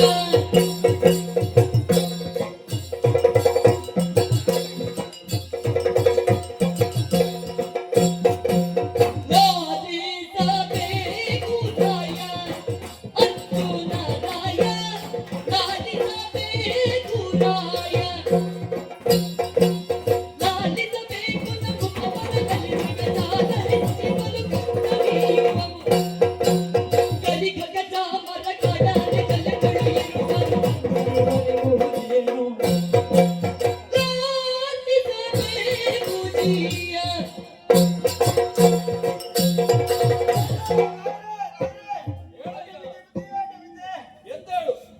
ಇದು ನಮ್ಮ ಪರಿಚಯ ಸಿಕ್ಕಿತಲ್ಲ. ಅದೇ ಪರಿಚಯ ಸಿಕ್ಕಿತ್ತು. ಗಿರಿಜನ ಮಕ್ಕಳು ನೀವು. ಹೌದು ರಾಯರೇ. ಹಿರಿಯಲ್ಲಿರಬೇಕಾದ್ರೂ ಇಲ್ಲಿ ಯಾಕೆ ಬಂದಿರಿ? ಆವತ್ತು ನೀವು ಇಲ್ಲಿ ಮಾಯಿಪಾಡಿಯ ಹೊರಗೆ ನೀವಿರಿ ಅಂತ ಹೇಳಿದ್ರು. ಮಾಯಿಪಾಡ್ಯ? ಇಲ್ಲಿ ನೀವು ಮಾಯಿಪಾಡಿಯಲ್ಲಿ ನೀವು ಹೊರಗೆ ಇದು ಎಂತಾದ್ರೂ ಕೃಷಿ ಎಲ್ಲ ಮಾಡಿ ಅಂತ ಹೇಳಿ ನೀವು ಜಾಗ ಕೊಟ್ಟದ್ದು. ಇದೆ ಬಾ. ಅದು ಮಾಯಿಪಾಡಿ ಅಲ್ಲ, ಅದು ಮಾಹಿಷ್ಮತಿ. ಹಾ. ನಮ್ಮದಾದಂತಹ ಪುರ. ಹೌದು. ಅದರ ಹೊರವಲಯದಲ್ಲಿ ನಿಮಗೆ ಜಾಗವನ್ನ ಕೊಟ್ಟು ಹೌದು. ಕೃಷಿಯನ್ನ ಮಾಡಿಕೊಂಡಿರಿ ಎಂದು ಹೇಳಿದವ ನಾನೇ. ಉಳುವವನೇ ಭೂಮಿಯವನೇ ಅಂತ ಮಾಡಿದ್ದವತ್ತು ನೀವು ಹಾಗೆ ನಮಗೆ ಕೊಟ್ಟದಲ್ಲ ರಾಯರೇ. ಈಗ ಇದು ರಾಯರೇ, ಹಾ. ನಾವು ನೀವು ಕೃಷಿಯನ್ನು ಮಾಡಬೇಕು ಅಂತ ಹೇಳಿದ ಕಾರಣ ನಾವು ಕೃಷಿಯನ್ನು ಮಾಡತೊಡಗಿದೆವು ಇವರೇ. ಸರಿ, ನಾವು ಬೆಳಿಲಿಕ್ಕೆ ತುಂಬಾ ಬೆಳೆದೆವು ರಾಯರೇ. ಹೌದು ಬಂದಿದ್ದೀರಿ. ಏನು ರಾಜನಿಗೋಸ್ಕರ ತರಲಿಲ್ವೋ ಒಂದು ಪ್ರೀತಿಯ ಕಾಣಿಕೆಯಾಗಿ? ಅಲ್ಲ ರಾಯರೇ, ಹಾ. ವಿಷಯ ಇರುವುದು ಅಲ್ಲಿಯೇ ರಾಯರೇ. ಏನಾಯಿತು? ಬೆಳೆದು ಬೆಳೆದು ದೊಡ್ಡಾಯ್ತು, ದೊಡ್ಡದ್ದು ಕೈಗೆ ಸಿಗುವುದಿಲ್ಲ ಹಿಡಿಲಿಕ್ಕೆ. ಅದೇನು ಕೈಗೆ ಸಿಗದು? ವಿಷಯ ಉಂಟು ರಾಯರೇ. ಹಾ. ನಾವು ಕೃಷಿ ಮಾಡುವುದು ಅಂತ ಹೇಳಿ ಮೊದಲಿಗೆ ಬೆಂಡೆ ಮಾಡಿದೆವಾ? ಬೆಂಡೆ ಕೃಷಿಯನ್ನ ಮಾಡಿ. ನಾವು ಮೊದಲಿಗೆ ಬೆಂಡೆ ಮಾಡಿದೆವು ರಾಯರೇ. ಎಂತದನ್ನು ಬೆಂಡೆ ಮಾಡಿ? ಅಲ್ಲ, ತರಕಾರಿ. ಬೆಂಡೆ ಕೃಷಿಯನ್ನು ಮಾಡಿದ್ರಿ. ಅದು ಕೊಡಿಯಲ್ಲಿ ದಪ್ಪ ಆಗ್ತದೆ, ಇದು ಇದರಲ್ಲಿ ಇದಾಗ್ತದೆ ಬೆಂಡೆ. ಅದು ಎಂತ ಸಮಸ್ಯೆ ಅಂತ ಗೊತ್ತಾಗುದಿಲ್ಲ. ಬೇರೆ ದೇಶದ ಬೆಂಡೆಯನ್ನು ಕೊಂಡು ಬಂದು ಇಲ್ಲಿ ನಟ್ಟದ್ದ? ಅಲ್ಲಲ್ಲ, ನಮ್ಮದು ಇಲ್ಲಿ ಇದು ಮಾಡಿದ್ದು ಎಂತದಕ್ಕೆ ಏನೋ ಒಂದು ಹೇಳ್ತಾರೆ, ಅದು ಎರಡನ್ನು ಸೇರಿಸಿ ಒಂದು ಮಾಡುದು. ಕಸಿ ಮಾಡಿದ್ದು ರಾಯರೇ. ಕಸಿ ಕಟ್ಟಿದ್ದು ನೀವು? ಹೌದೌದು. ಸರಿ ಸರಿ. ಅದು ತಿನ್ಲಿಕ್ಕೆ ಆಗುದಿಲ್ಲ ರಾಯರೇ. ಅದು ಹೋಯ್ತು ರಾಯರೇ. ಹೋಯ್ತು. ಹೌದು. ಹೇಗೆ ಹೋಯ್ತು? ಅದು ಅದು ಪ್ರಾಣಿಗಳ ಉಪದ್ರ ರಾಯರೇ. ಓಹೋ. ಅದು ಹುಳ ಬಂದು ತಿಂತದೆ ಅದನ್ನು. ಈಗ ನೀವು ಮಾಡಿದಂತ ಕೃಷಿಯನ್ನು ಕೀಟಗಳು ಪ್ರಾಣಿಗಳು ಬಂದು ತಿನ್ನುತ್ತದೆ. ಈ ಕೃಷಿ ಎಲ್ಲ ಬೇಡ ರಾಯರೇ. ಏನು ಮಾಡುದು ಅಂತ ಹೇಳಿ ನಾವೊಂದು ಹಣ್ಣು ಮಾಡ್ಲಿಕ್ಕೆ ನೋಡಿದ್ವಿ. ಹಣ್ಣು ಮಾಡ್ಲಿಕ್ಕೆ ನೋಡಿದ್ವಿ ರಾಯರೇ. ಅದು ಯಾವುದು ಹಣ್ಣು? ಅದು ತಿನ್ಲಿಕ್ಕೆ ಆಗ್ತದೆ, ಸಿಹಿ ಇರ್ತದೆ ರಾಯರೇ. ಅದು ಹಣ್ಣು. ಅದನ್ನೇ ಮಾಡಿದ್ದು ರಾಯರೇ. ಅದು ನಾವು ಯಾವ್ದು ಮಾಡುದು ಅಂತ ಹೇಳಿ ಯಾಕೆ ಬೀಜ ಸಿಗ್ಲಿಲ್ವ ನಿಮಗೆ? ಸಿಕ್ಕಿತ್ತು ರಾಯರೇ. ಹಾ. ಮೊದಲು ಮಾಡಿದ್ದು ಯಾವುದು ಗೊತ್ತುಂಟ ರಾಯರೇ? ಯಾವುದು? ದಾಳಿಂಬೆ ಮಾಡಿ. ಎಂತದದು? ದಾಳಿಂಬೆ. ಈ ಯಾರಲ್ಲಿ? ದಾಳಿಂಬೆ ಈ ಯಾರಲ್ಲಿ ದಾನಿಂಬೆ ಅಂತ ಯಾರಲ್ಲಿ ಕೇಳುದು? ಅದು ತಿನ್ನುದು. ಓಹೋ, ದಾಳಿಂಬೆ. ಸರಿ.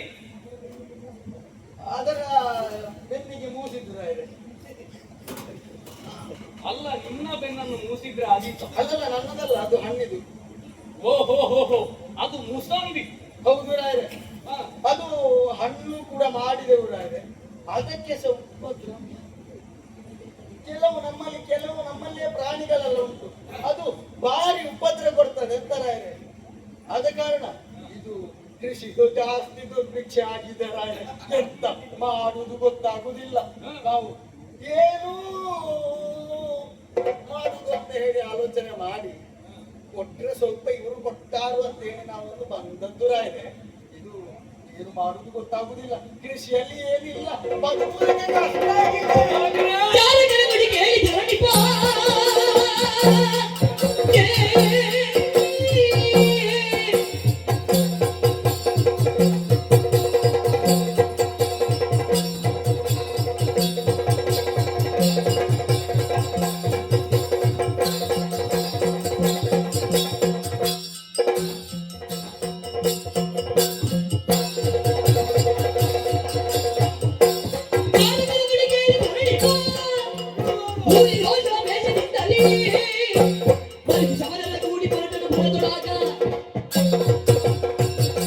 ಬಾಲಕರೇ, ಅರ್ಥವಾಯಿತು.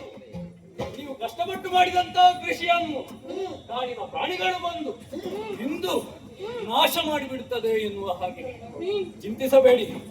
ಈಗ ಏನು ಗೊತ್ತುಂಟಾ, ನಾವು ಬೇಟೆಯನ್ನು ಆಡಬೇಕು. ಕಾಡನ್ನು ಪ್ರವೇಶಿಸಿ ಬೇಟೆಯನ್ನು ಮಾಡಿದೆವು ಅಂತ ಆದ್ರೆ ಸ್ವಲ್ಪ ಕಾಲದವರೆಗೆ ನಿಮಗೆ ಪ್ರಾಣಿಯ ಚಿಂತೆ ಇರುವುದಿಲ್ಲ. ಪ್ರಾಣಿಯಿಂದ ಯಾವುದೇ ರೀತಿಯಾದಂತಹ ಹಿಂಸೆ ನಿಮಗೆ ಬರುವುದಿಲ್ಲ. ಆದ್ದರಿಂದ ನಾವು ಬೇಟೆಯಾಡೋಣ. ಹಾಗಾದ್ರೆ ಬೇಟೆಗೆ ನಾನು ಸಿದ್ಧನಿದ್ದೇನೆ. ಈಗ ನೀವು ತುಂಬಾ ಜನರನ್ನು ಕರ್ಕೊಂಡು ಹಾಗಾದ್ರೆ ಬಂದಿದ್ದೀರಿ. ರಾಯರೆ, ಒಂದು ನಿಮಿಷ, ನಾನು ಸ್ವಲ್ಪ ತಯಾರಾಗಿ ಬರ್ತೇನೆ. ಬೇಟೆಗೆ ಹೊರಟದ್ದಲ್ಲ? ಬೇಟೆಗೆ ಯಾಕೆ? ಅಲ್ಲ, ನಾನು ಕೂಡ ನಿಮ್ಮೊಟ್ಟಿಗೆ ಬರ್ತೇನೆ ಅಂತ ಹೇಳಿದ್ರಿ. ಅದು ಬೇಟೆ ಅಲ್ಲ, ನಿಮ್ಮೊಂದಿಗೆ ಹೋಗುದು ನಾನು ಬೇಟೆಗೆ. ಹಾ, ಹಾಗಾದ್ರೆ ಈಗ ರಾಯರೆ ಬೇಟೆಗೆ ಹೋಗುದಾ? ಹೌದು. ಆದ್ರೆ ಈಗ ತುಂಬಾ ಜನರನ್ನು ನೀನು ಕರ್ಕೊಂಡು ಬಂದಿದ್ದಿ. ಇದು ರಾಯರೆ, ನೀವು ಹೇಳಿದ್ದು ಸತ್ಯವಾ? ಮತ್ತೆ ರಾಜ ಅಂತ ಇರುವುದು ಯಾಕು? ಅಲ್ಲ, ಆಡಳಿತದಲ್ಲಿ ಇರುವವರೆಲ್ಲ ಹೇಳಿದ್ದು ಮಾಡುದಿಲ್ಲ, ಹಾಗೆ ಕೇಳಿದ್ದೆ. ಇದು ಆರಾಮನೆಯ ಆಸ್ಥಾನದಲ್ಲಿ ನಾನೊಂದು ಮಾತನ್ನು ಹೇಳಿದೆ ಅಂತಾದ್ರೆ ನೀನು ನನ್ನನ್ನು ಪ್ರಶ್ನೆ ಮಾಡ್ತೀಯ. ಅಲ್ಲ, ಹೋಗುದು ಹೋಗುದು ಹೋಗುದೇ. ನಮ್ಮಲ್ಲಿ ಸ್ವಲ್ಪ ಜನ ಅಲ್ಲ ರಾಯರೆ, ಗಿರಿಜನ ಮಕ್ಕಳು ತುಂಬಾ ಇದ್ದಾರೆ. ತುಂಬಾ ಜನ ಇರ್ಲಿ, ಅವರನ್ನು ನಿಭಾಯಿಸುವ. ಅವರನ್ನೆಲ್ಲ ನಾನು ಒಂದು ವ್ಯವಸ್ಥೆ ಮಾಡ್ತೇನೆ. ಅವರಲ್ಲಿ ಯಾವ ಯಾವ ಆಯುಧ ಎಲ್ಲ ತಂದಿದ್ದೆ ಅಂತೆಲ್ಲ ಕೇಳಿದ್ರು. ಎಲ್ಲ ವಿಚಾರಣೆ ಮಾಡ್ತೇನೆ ರಾಯರೆ. ನೀವು ಸ್ವಲ್ಪ ಕಡಿಮೆ ಮಾಡಬೇಡಿ. ಸರಿ ಸರಿ, ಬೇಗ ಬೇಗ ಬೇಗ ಆಗ್ಲಿ.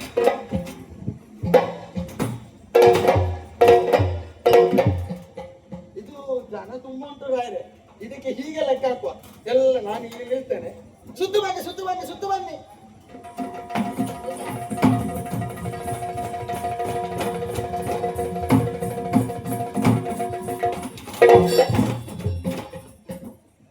ಯಾರು ಅಲುಗದಿರಿ, ಇದ್ದಲ್ಲಿ ಅದಿಲ್ಲಿ ಜೀವಭಯ ಉಂಟು. ಇದು ರಾಯರೆ, ಹಾ, ಲೆಕ್ಕ ಹಾಕಿ ಆಯ್ತು ರಾಯರೆ. ಲೆಕ್ಕ ಹಾಕಿ ಆಯ್ತು. 1 ಹಾ, 2 3 ಹಾ, 4 ಹಾ, 5 ಹಾ. 6 ರಾಯರೆ, 6. ಅದು ಲೆಕ್ಕದಲ್ಲಿ ಯಾರು? ರಾಯರೆ ಹೇಳು ರಾಯರೆ. ಎಂತದು ಹೇಳು? ಅದು 7. 8 9 10 11 12. ಈಗ ನಿನಗೆ ಲೆಕ್ಕ ಉಂಟಾ? ಉಂಟು. ನಿನಗೆ ಲೆಕ್ಕ ಇದ್ರೆ ಸಾಕು. ಸಾವಿರ ಜನ ಇದ್ದಾರೆ ರಾಯರೆ. ಸಾವಿರ ಜನ ಇದ್ದಾರೆ. ಈಗ ಹೊರಡುವಲ್ಲ ರಾಯರೆ? ನಾವು ಹೊರಡುವ. ಜನ ಇದ್ರೆ ಸಾಕು, ಅವರಲ್ಲಿ ಆಯುಧ ಬೇಡ. ಆಯುಧ ಬೇಕಲ್ಲ. ನಿನ್ನಲ್ಲಿ ಏನುಂಟ? ಬಿಲ್ಲು ಜಾಸ್ತಿ ಉಂಟಾ ಬಿಲ್ಲು? ಜಾಸ್ತಿ. ಹಾಗಾದ್ರೆ ನಾನಿಲ್ಲ. ನಿನ್ನೊಟ್ಟಿಗೆ ಏನುಂಟು? ನನ್ನ ಹತ್ರ ಬಾಣ ಉಂಟು, ಬಾಣ. ಹೂವಿನ ಬಾಣವ? ಊರಿನ ಬಾಣ ಎಲ್ಲ ಉಂಟು. ನಿನ್ನೊಟ್ಟಿಗೆ ಕತ್ತಿ. ಕೆತ್ತಿ. ಅದು ಕೆತ್ತಿ ಯಾವ ಬಣ್ಣದ್ದು? ಬಿಳಿ ಬಣ್ಣ.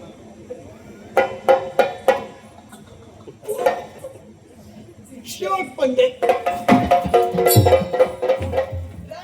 ಎಲ್ಲ ವಿಚಾರಣೆ ಆಯ್ತು. ಎಲ್ಲ ಉಂಟು ರಾಯರೆ. ನನ್ನೊಟ್ಟಿಗೆ ಬರೆದು ಕೂತ್ಕೊಂಡು ರಾಯರೆ. ಅದು ಯಾಕೋ ರಸಾಯನ ಅಂತ? ಅಲ್ಲ. ಈಗ ಪ್ರಾಣಿಗಳು ಬರ್ತದ, ಪ್ರಾಣಿಗಳು ಬರುವಾಗ ನಾವು ಸುಮ್ಮನೆ ಕೂತ್ಕೊಂಡ್ರೆ ಆಗುದಿಲ್ಲ ರಾಯರೆ. ನಾವು ಸ್ವಲ್ಪ ಕೆಲಸ ಮಾಡಬೇಕು ರಾಯರೆ. ಹಾಗೆ ಇದನ್ನು ಹೀಗೆ ನನ್ನದು ಕೋವಿಯನ್ನು ಕುಟ್ಟ ಮಾಡುದು ರಾಯರೆ. ಹೀಗೆ ಮಾಡುದು. ಅದು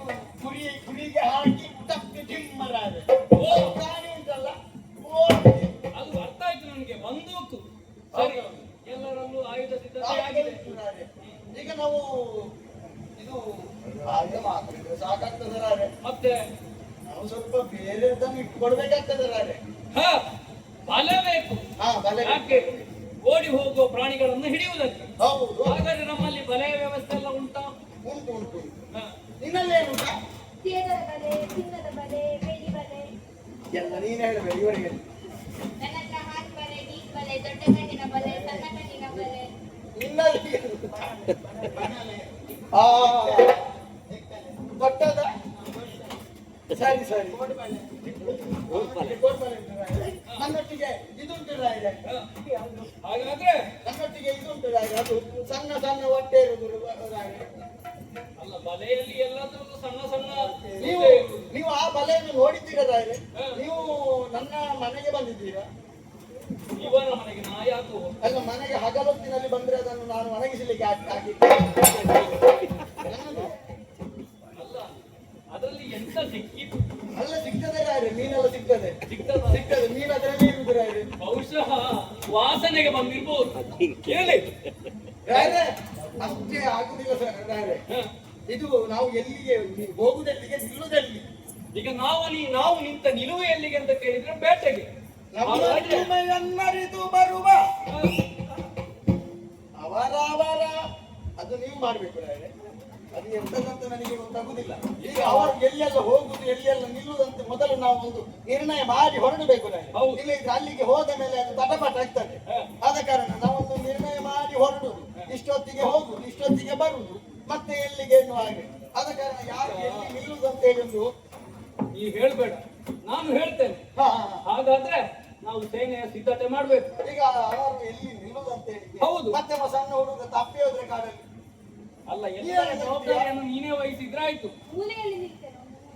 ಮೂಲೆಯಲ್ಲಿ ನಿಂತರೆ ಆಗಲಿಲ್ಲ ರಾಯ್ರೆ. ಮೂಲೆಯಲ್ಲಿ ನಿಂತ್ರೆ ಕಷ್ಟ ಆಗ್ತದೆ, ಅವ ನಡುವಲ್ಲಿ ನಿಲ್ಲಿ. ಹೌದೌದೌದು. ಏನೇ ಆಗ್ಲಿ ಈಗ ಸೇನೆಯ ಸಿದ್ಧತೆಯನ್ನ ಮಾಡೋಣ ನಾವು. ನೀವು ರಾಯ್ರೆ ಸ್ವಲ್ಪ ಈ ಕಡೆ ಬನ್ನಿ. ಅವ ಪಾಪ ಹುಡುಗ ಹೆದರಿದ್ದಾನೆ, ಅವ ಬೇಟೆಗೆ ಶುರು ಬರು. ಈಗ ನೀನೆಲ್ಲಿ ನಿಲ್ಲಿ? ನಾನು ಕಲ್ಲು ಬಿಟ್ಟಿದ್ದಾರೆ. ಅದು ಯಾವುದು? ನಮ್ಮ ಜಾಗ ಅಲ್ಲಿಯೇ ರಾಯ್ರೆ. ಅವನು ಎಲ್ಲಿದ್ರು ಕೂಡ ನಮ್ಮದಲ್ಲಿ. ಈಗ ಕಲ್ಲು ಗುಂಡಿಯಲ್ಲಿ ನಿಂತ್ರೆ ಬೇಟೆ ಆಗ್ಲಿಕ್ಕಿಲ್ಲ. ಹಾ. ನಾವೊಂದು ಕೆಲಸ ಮಾಡುವ, ಏನು ಮಾಡುವ? ಸೇನೆಯ ಸಿದ್ಧತೆಯನ್ನ ಮಾಡಿ ಬೇಟೆಯನ್ನ ಪ್ರಾರಂಭಿಸೋಣ. ಆಗ್ಲಿ. ನಾನು ಮುಂದೆ ನಿಲ್ತೇನೆ, ಎಲ್ಲ ಸೇನೆಯನ್ನು ಸಿದ್ಧ ಮಾಡು, ಸೇನೆಯನ್ನು ಸಿದ್ಧ ಮಾಡು. ರಾಯ್ರೆ, ನೀವು ಮುಂದೆ ನಿಲ್ಲುವುದು ಸರಿಯಾಗುದಿಲ್ಲ ರಾಯ್ರೆ. ಹಾ. ನಾವು ನಿಮ್ಮದು ದೊಡ್ಡ ಉಂಟಲ್ಲ ರಾಯ್ರೆ, ಅದು ನಮಗೆ ಕಾಣುವುದಿಲ್ಲ. ಆದ ಕಾರಣ ನೀವು ಸ್ವಲ್ಪ ಹಿಂದೆ ನಿಲ್ಲಿ. ಸಣ್ಣ ಸಣ್ಣವಾಗಿ ಅವರು ಹಾಗಾಗುವುದಿಲ್ಲ. ಬೇಟೆಗೆ ಹೋದದ್ದು ನಾನು, ನನ್ನ ನೇತೃತ್ವದಲ್ಲಿ ಬೇಟೆ. ಸೇನೆಯನ್ನು ನಿಲ್ಲಿಸು. ನಾನೀಗ ಎಲ್ಲಿ ರಾಯ್ರೆ? ನಾನೆಲ್ಲಿ? ನೀನು ಹಿಂದೆ ನಿಲ್ಲು, ಬೇಟೆಯನ್ನು ಸಿದ್ಧ ಮಾಡು, ಸೇನೆಯನ್ನು ಸಿದ್ಧ ಮಾಡು. ರಾಯ್ರೆ, ಹಾ.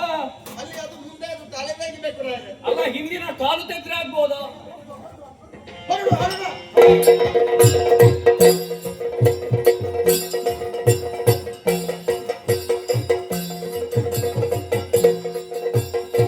ಬೇಟೆಯಾಡುತ್ತ ಬಂದ ನಾಗ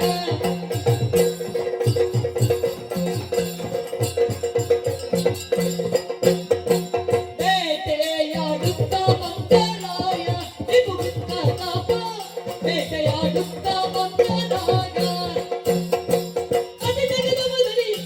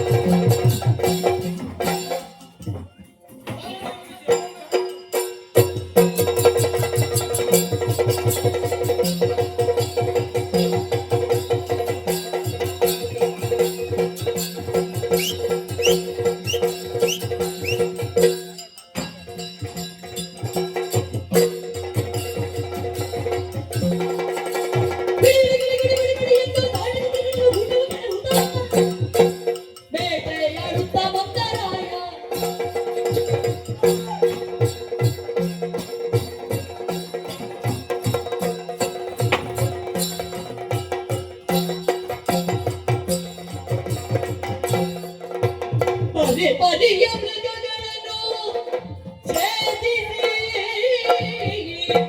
ಧರಣಿ ಪತಿತ ಬೇಟೆಯಾಡುತ್ತಲಿರುವ ಬೇಟೆದೊಳದು ಮಧ್ಯಾಹ್ನವಾದುದ ಕಂಡು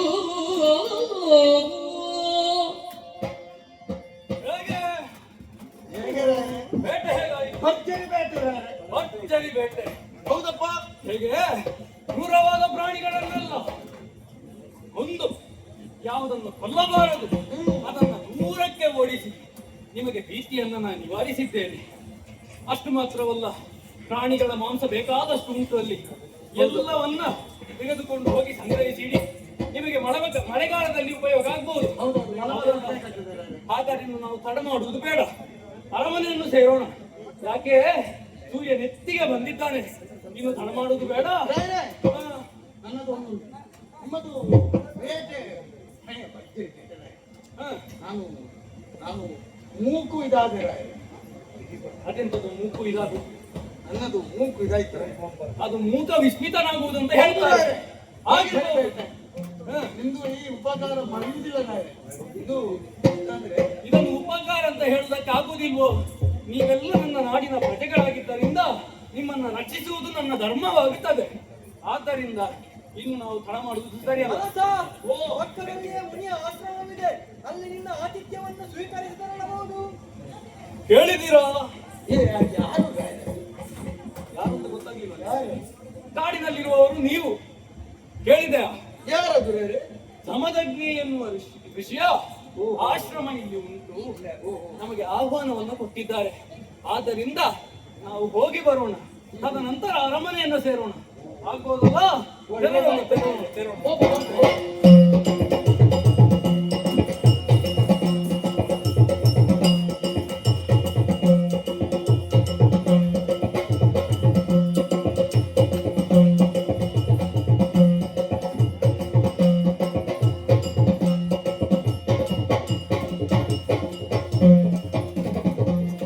ಅರಸನೈ ತಂದುದ ಕಾಣುತ್ತ ಋಷಿವರ್ಯ ಹರುಷದಿರಾಗಿ ಬಂದು ಕರದೈದು ಧರ್ಮಾದನಗಿತ್ತು ವಂದಿಸಿ ಬರಬಿತ್ತಲೇ ನಿಂತು ಕೀಟ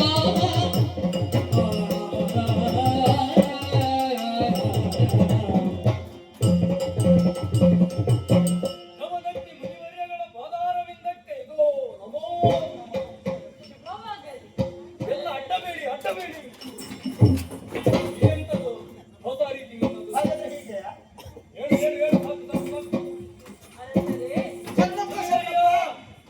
ನಮ್ಮದಂತಹ ಆಶ್ರಮದ ಕಡೆಗೆ ಬಂದಿದ್ದೀರಿ. ಸೇನೆ ಸಮೇತರಾಗಿ ಬಂದಿದ್ದೀರಿ. ಇದು ದರ್ಭಾಸನವನ್ನು ಸಿದ್ಧಪಡಿಸಿದ್ದೇನೆ, ಸ್ವೀಕರಿಸಬೇಕು. ಮುನಿವರ್ಯ, ನಾನು ಸ್ವೀಕರಿಸಿದ್ದೇನೆ. ನೀವು ಕೊಟ್ಟಂತಹ ಆತಿಥ್ಯವನ್ನು ಸ್ವೀಕರಿಸಿದವನಿದ್ದೇನೆ. ಕಾಡಿಗೆ ಬರುವುದಕ್ಕೆ ಬಲವಾದ ಕಾರಣ ಉಂಟು. ಏನು ಗೊತ್ತೇ? ಇದು ಈ ಗಿರಿಜನರು ಹಲವು ಕೃಷಿಗಳನ್ನು ಮಾಡಿದರು, ಆದರೆ ಏನು ಪ್ರಯೋಜನ? ಕ್ರೂರ ಪ್ರಾಣಿಗಳ ಹಿಂಸೆ ಅವರ ಕೃಷಿಗಳನ್ನು ನಾಶ ಮಾಡಿತು. ಆದ್ದರಿಂದ ಬೇಟೆಯನ್ನಾಡುತ್ತಾ ನಾನು ಕಾಡಿಗೆ ಬಂದವನಿದ್ದೇನೆ.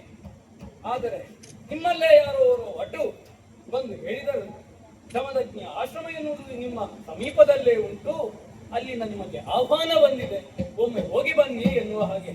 ಆದ್ದರಿಂದ ಈ ಆಶ್ರಮವನ್ನು ನಾವು ಪ್ರವೇಶಿಸಿದವರಿದ್ದೇವೆ. ನಿಮ್ಮ ಆಶೀರ್ವಾದವನ್ನು ಪಡೆದದ್ದಾಯಿತು. ಇನ್ನು ನಾವು ಅರಮನೆಯನ್ನು ಸೇರುತ್ತೇವೆ.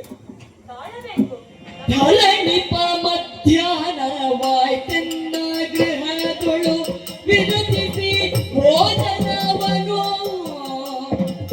ಧರಣಿಪ ಮಧ್ಯಾಹ್ನವಾಯ್ತೆನ್ನ ಗೃಹದೊಳು ವಿರಚಿಸಿ ಭೋಜನವನು ತೆರಳೋ ನಿನ್ನರ ಮನೆ ಜನತೆಂದ ಪುನೀಪಗೆ ವರದಾತ ವೀರ ಭೂಮಿಪನು ತೆರಳು ನಿನ್ನರ ಮನೆಗೆ ನರೆಂದ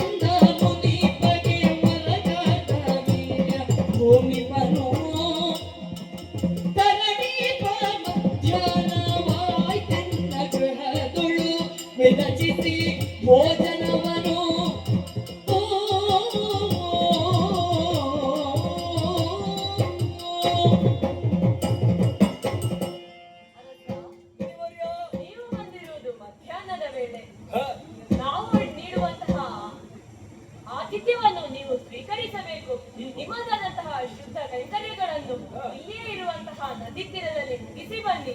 ನೀವು ಬರುವ ವೇಳೆಗೆ ಮಧ್ಯಾಹ್ನದ ಭೋಜನವನ್ನು ಸಿದ್ಧಪಡಿಸಿ ಇರಿಸುತ್ತೇವೆ, ಹೋಗಿ ಬನ್ನಿ. ಆದರೆ ಇವಯ್ಯ, ನಾವು ಒಬ್ಬರು ಇಬ್ಬರು ಇಹುದೆನ್ನ ಸಂಗಡ ಮುನಿಕುಲು ತಮ ಕೇಳು ಇಹುದೆನ್ನ ಸಂಗಡ ಮುನಿಕುಲು ತಮ ಕೇಳು ಬಹು ಪರಿವಾರವಿರಲಿ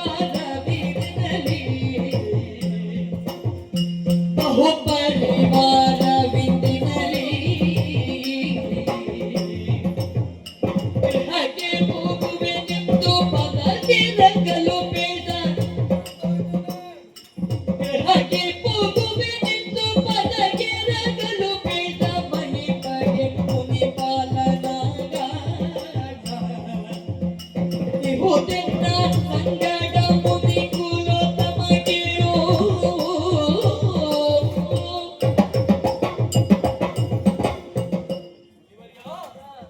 ನಿಮ್ಮ ಆಶ್ರಮವನ್ನು ಹೊಕ್ಕಂತಹ ನಮಗೆ ಆತಿಥ್ಯದ ರೂಪದಲ್ಲಿ ಭೋಜನವನ್ನ ಕೊಡುವುದು, ಅದು ಸೂರ್ಯ ನನ್ನೆತ್ತಿಗೆ ಬಂದಂತಹ ಈ ಸಂದರ್ಭದಲ್ಲಿ ಮಧ್ಯಾಹ್ನದ ಭೋಜನವನ್ನು ಸ್ವೀಕರಿಸಿ ಹೋಗಿ ಎಂದು ನೀವು ಹೇಳುವುದು ನಿಮ್ಮ ರೀತಿಯಲ್ಲಿ ಸರಿಯೇ. ಆದರೆ ನಾ ಯೋಚನೆಯನ್ನು ಮಾಡಬೇಕಾಗ್ತದೆ. ಯಾಕೆ ಗೊತ್ತುಂಟಾ? ಯಾಕೆ? ನನ್ನೊಂದಿಗೆ ಬಂದವರು ಹಾ. ಒಬ್ಬರ ಇಬ್ಬರು, ನನ್ನ ಅಖಂಡ ಸೇನೆಯು ಗಿರಿಜನ ಮಕ್ಕಳು ನನ್ನೊಂದಿಗೆ ಬಂದವರಿದ್ದಾರೆ. ಈ ಕಾಲಕ್ಕೆ ನೀವು ಇವರಿಗೆ ಬಡಿಸಿದರಿ ಅಂತಾದ್ರೆ ನಿಮಗೊಂದು 5 ವರ್ಷದ ಅಕ್ಕಿ ದವಸ ಧಾನ್ಯ ಎಲ್ಲವೂ ನಮಗೆ ಕೊಟ್ಟೆ ಸಾಕಾಗಿ ಹೋಗ್ತದೆ. ಆದ್ದರಿಂದ ನೀವು ಚಿಂತೆ ಮಾಡಬೇಡಿ. ಇನ್ನೊಂದು ಸಮಯ ನಾನು ಒರ್ವನೇ ಈ ಆಶ್ರಮಕ್ಕೆ ಬರುತ್ತೇನೆ, ನನ್ನನ್ನು ಕಳುಹಿಸಿ ಕೊಡಬೇಕು. ಏನು ಚಿಂತೆ ಮಾಡುವುದು ಬೇಡ. ಏನು ಬೆಳಿಗ್ಗೆ ತಿಂದದ್ದು ಸ್ವಲ್ಪ ಎಂತದ್ದು ಅದು? ಬೆಳಿಗ್ಗೆ ಬರುವಾಗ ಸ್ವಲ್ಪ ತಿಂದದ್ದು. ಅಲ್ಲ, ನೀನು ಹೇಗೆ ನನಗೆ ಪ್ರಜೆಯೋ ಹಾಗೆ ಇವರೆಲ್ಲರೂ ನನಗೆ ಪ್ರಜೆ. ಅವರು ಊಟ ಮಾಡಲಿಲ್ಲ, ಮತ್ತೆ ನಾನು ಯಾಕೆ ಊಟ ಹಾಗಾದ್ರೆ ಮಾಡ್ಬೇಕು? ಅವರಿಗೆ ಇದು ಕೊಡುವ ಎಂತದ್ದು? ಅದು ಹಣ್ಣು ಕೊಡುವ ನಾವು ಊಟ ಮಾಡಿ ಹೋಗುವ. ಹಾಗಾದ್ರೆ ನಿನಗೆ ಸ್ವಲ್ಪ ಪಂಚಕಜ್ಜಾಯ ಕೊಡು ಆದಿತ್ಯ. ಅದು ಅವರಿಗೆ ಕೊಡುವ, ನಾವು ಊಟ ಮಾಡುವ. ಹಾಗಾಗುವುದಿಲ್ಲ. ನಿಮಗೆಲ್ಲ ಅರಮನೆಯಲ್ಲಿ ಊಟದ ವ್ಯವಸ್ಥೆಯನ್ನು ನಾನು ಮಾಡ್ತೇನೆ. ನಾವು ಅರಮನೆಯನ್ನು ಹೋಗೋಣ. ಮುನಿವರ್ಯ, ನಾವು ಹೋಗಿ ಬರುತ್ತೇವೆ. ಅರಸ, ಹಾ. ನೀನು ಹೇಳಿದೆ ನಮ್ಮವರು ಹಲವಾರು ಮಂದಿ ಇದ್ದಾರೆ ಎನ್ನುವುದಾಗಿ. ಸರಿ. ಇಷ್ಟಲ್ಲ, ಇದರ 2 ಪಟ್ಟು ಜನ ಬಂದರೂ ನಮ್ಮಲ್ಲಿ ಮಾಡುವುದಕ್ಕೆ ವ್ಯವಸ್ಥೆ ಇದೆ. ಹೌದೇ? ಚಿಂತೆ ಬೇಡ. ನೀವು ಹೋಗಿ ನಿಮ್ಮ ಶುದ್ಧ ಕೈಂಕರ್ಯಗಳನ್ನು ಪೂರೈಸಿಕೊಂಡು ಬನ್ನಿ, ವ್ಯವಸ್ಥೆಯನ್ನು ಮಾಡಿ ಇರಿಸುತ್ತೇವೆ. ಹೇಳಿದಿರಾ? ನರ್ಮದಾ ನದಿಯಲ್ಲಿ ಬಿಂದು ಶುಚಿರ್ಭೂತರಾಗಿ ಊಟಕ್ಕೆ ಬನ್ನಿ ಎನ್ನುವುದಾಗಿ ಮುನಿವರಿಯರು ಹೇಳ್ತಾ ಇದ್ದಾರೆ. ಆದ್ದರಿಂದ ಎಲ್ಲ ನರ್ಮದಾ ನದಿ ಹತ್ರ ಸಾಗೋಣ, ಆಗ್ಬೋದಲ್ಲ? ಯಾಕೆ? ನೀರು ಹೋಗು, ನಾನು ಬರುದಿಲ್ಲ. ನಿನಗೇನಾಯ್ತು? ಬಿಸಿ ನೀರು ಉಂಟಾ? ಎಂತದ್ದು ನೀನು? ಸ್ನಾನಕ್ಕೆ ನಿನಗೆ ಯಾಕೆ ಬಿಸಿ ನೀರು? ಸ್ನಾನಕ್ಕೆ ಈಗ ನಿನ್ನ ಮನೆಯಲ್ಲಿ ನೀ ಹೇಗೆ ಸ್ನಾನ ಮಾಡುವುದು? ಓ, ಈಗ ನಿನ್ನ ಮನೆಯಲ್ಲಿ ನೀನು ತೋಡಲ್ಲಿ ಸ್ನಾನ ಮಾಡುದು, ಬಾಕಿದವರಿಗೆ ಬಂದಾಗ ನಿನಗೆ ಬಿಸಿ ನೀರು ಬೇಕೇನೋ? ಹೋದಲ್ಲಿ ನಮ್ಮದೊಂದು ಇದು ಬೇಕಲ್ಲ ರೇ. ರಾಜನಾದ ನಾನೇ ನರ್ಮದಾ ನದಿಯಲ್ಲಿ ಮಿಂದು ಬರ್ತೇನೆ, ನಿನಗೇನೋ ಅದು? ಹಾಗಾದ್ರೆ ಬ್ರಾಹ್ಮಣರಲ್ಲಿ ಹಾಗೆಲ್ಲ ಕೇಳಲಿಕ್ಕಿಲ್ಲ. ಬ್ರಾಹ್ಮಣರ ಮನೆಯಲ್ಲಿ ಶೌಚಾಲಯ ಇರುವುದಿಲ್ಲ. ಮತ್ತೆ ಹಾಗಾದ್ರೆ ಅವರು ಎಲ್ಲಿಗೆ ಹೋಗುದ್ರು? ಅವರು ಎಲ್ಲಿಗೆ ಬೇಕಾದ್ರೂ ಹೋದರು. ನಿನಗೆ ಅದರ ಚಿಂತೆ ಬೇಡ. ನನಗೆ ಅದೊಂದು ಈಗ ಇದು ದೊಡ್ಡ ಪ್ರಶ್ನೆ ಕಾಣ್ತುಂಟು. ಅದಕ್ಕೆ ಉತ್ತರ ಹೇಳ್ತೇನೆ. ಹೋಗುದಿಲ್ವಾ? ಈಗ ಸಮೀಪದಲ್ಲಿ ಇರುವುದು ನರ್ಮದಾ ನದಿ. ಹಾ, ಹಾ, ಹಾ. ಸಮೀಪದಲ್ಲಿ ನರ್ಮದಾ ನದಿ ಉಂಟು ಎನ್ನುವ ಕಾರಣದಲ್ಲೇ ಅವರಿಲ್ಲಿ ಆಶ್ರಮವನ್ನು ಮಾಡಿದ್ದಾರೆ. ಅವರು ನದಿಯನ್ನು ಹೋಗಿ ಸಂಧ್ಯಾ ವಂದನೆ ಮೊದಲಾದ ಕಾರ್ಯವನ್ನು ಹಾಗಾದ್ರೆ ಮಾಡುವುದಕ್ಕೆ ರಾಜ ಅವರು ಅಲ್ಲಿಗೆ ಹೋಗ್ಲಿಕ್ಕೆ ಬೇಕಾಗಿ ಅವರ ಆಶ್ರಮ ಯಾವಾಗಲೂ ಇದು ನದಿ ಹತ್ರ ಎಲ್ಲ ಮಾಡುದು. ಹೌದು. ಅಲ್ಲ, ಆದ್ದರಿಂದ ಇನ್ನು ನಾವು ಹೆಚ್ಚು ಮಾತನಾಡುವುದು ಬೇಡ. ನಿಮಗೆ ಹಸಿವಾಗ್ತಾ ಉಂಟಲ್ಲ? ಹಸಿವಾಗ್ತದೆ. ಹಾಗಾದ್ರೆ ನರ್ಮದಾ ನದಿಯಲ್ಲಿ ಮಿಂದು ಬರೋಣ. ಹೋಗು, ಹೋಗು.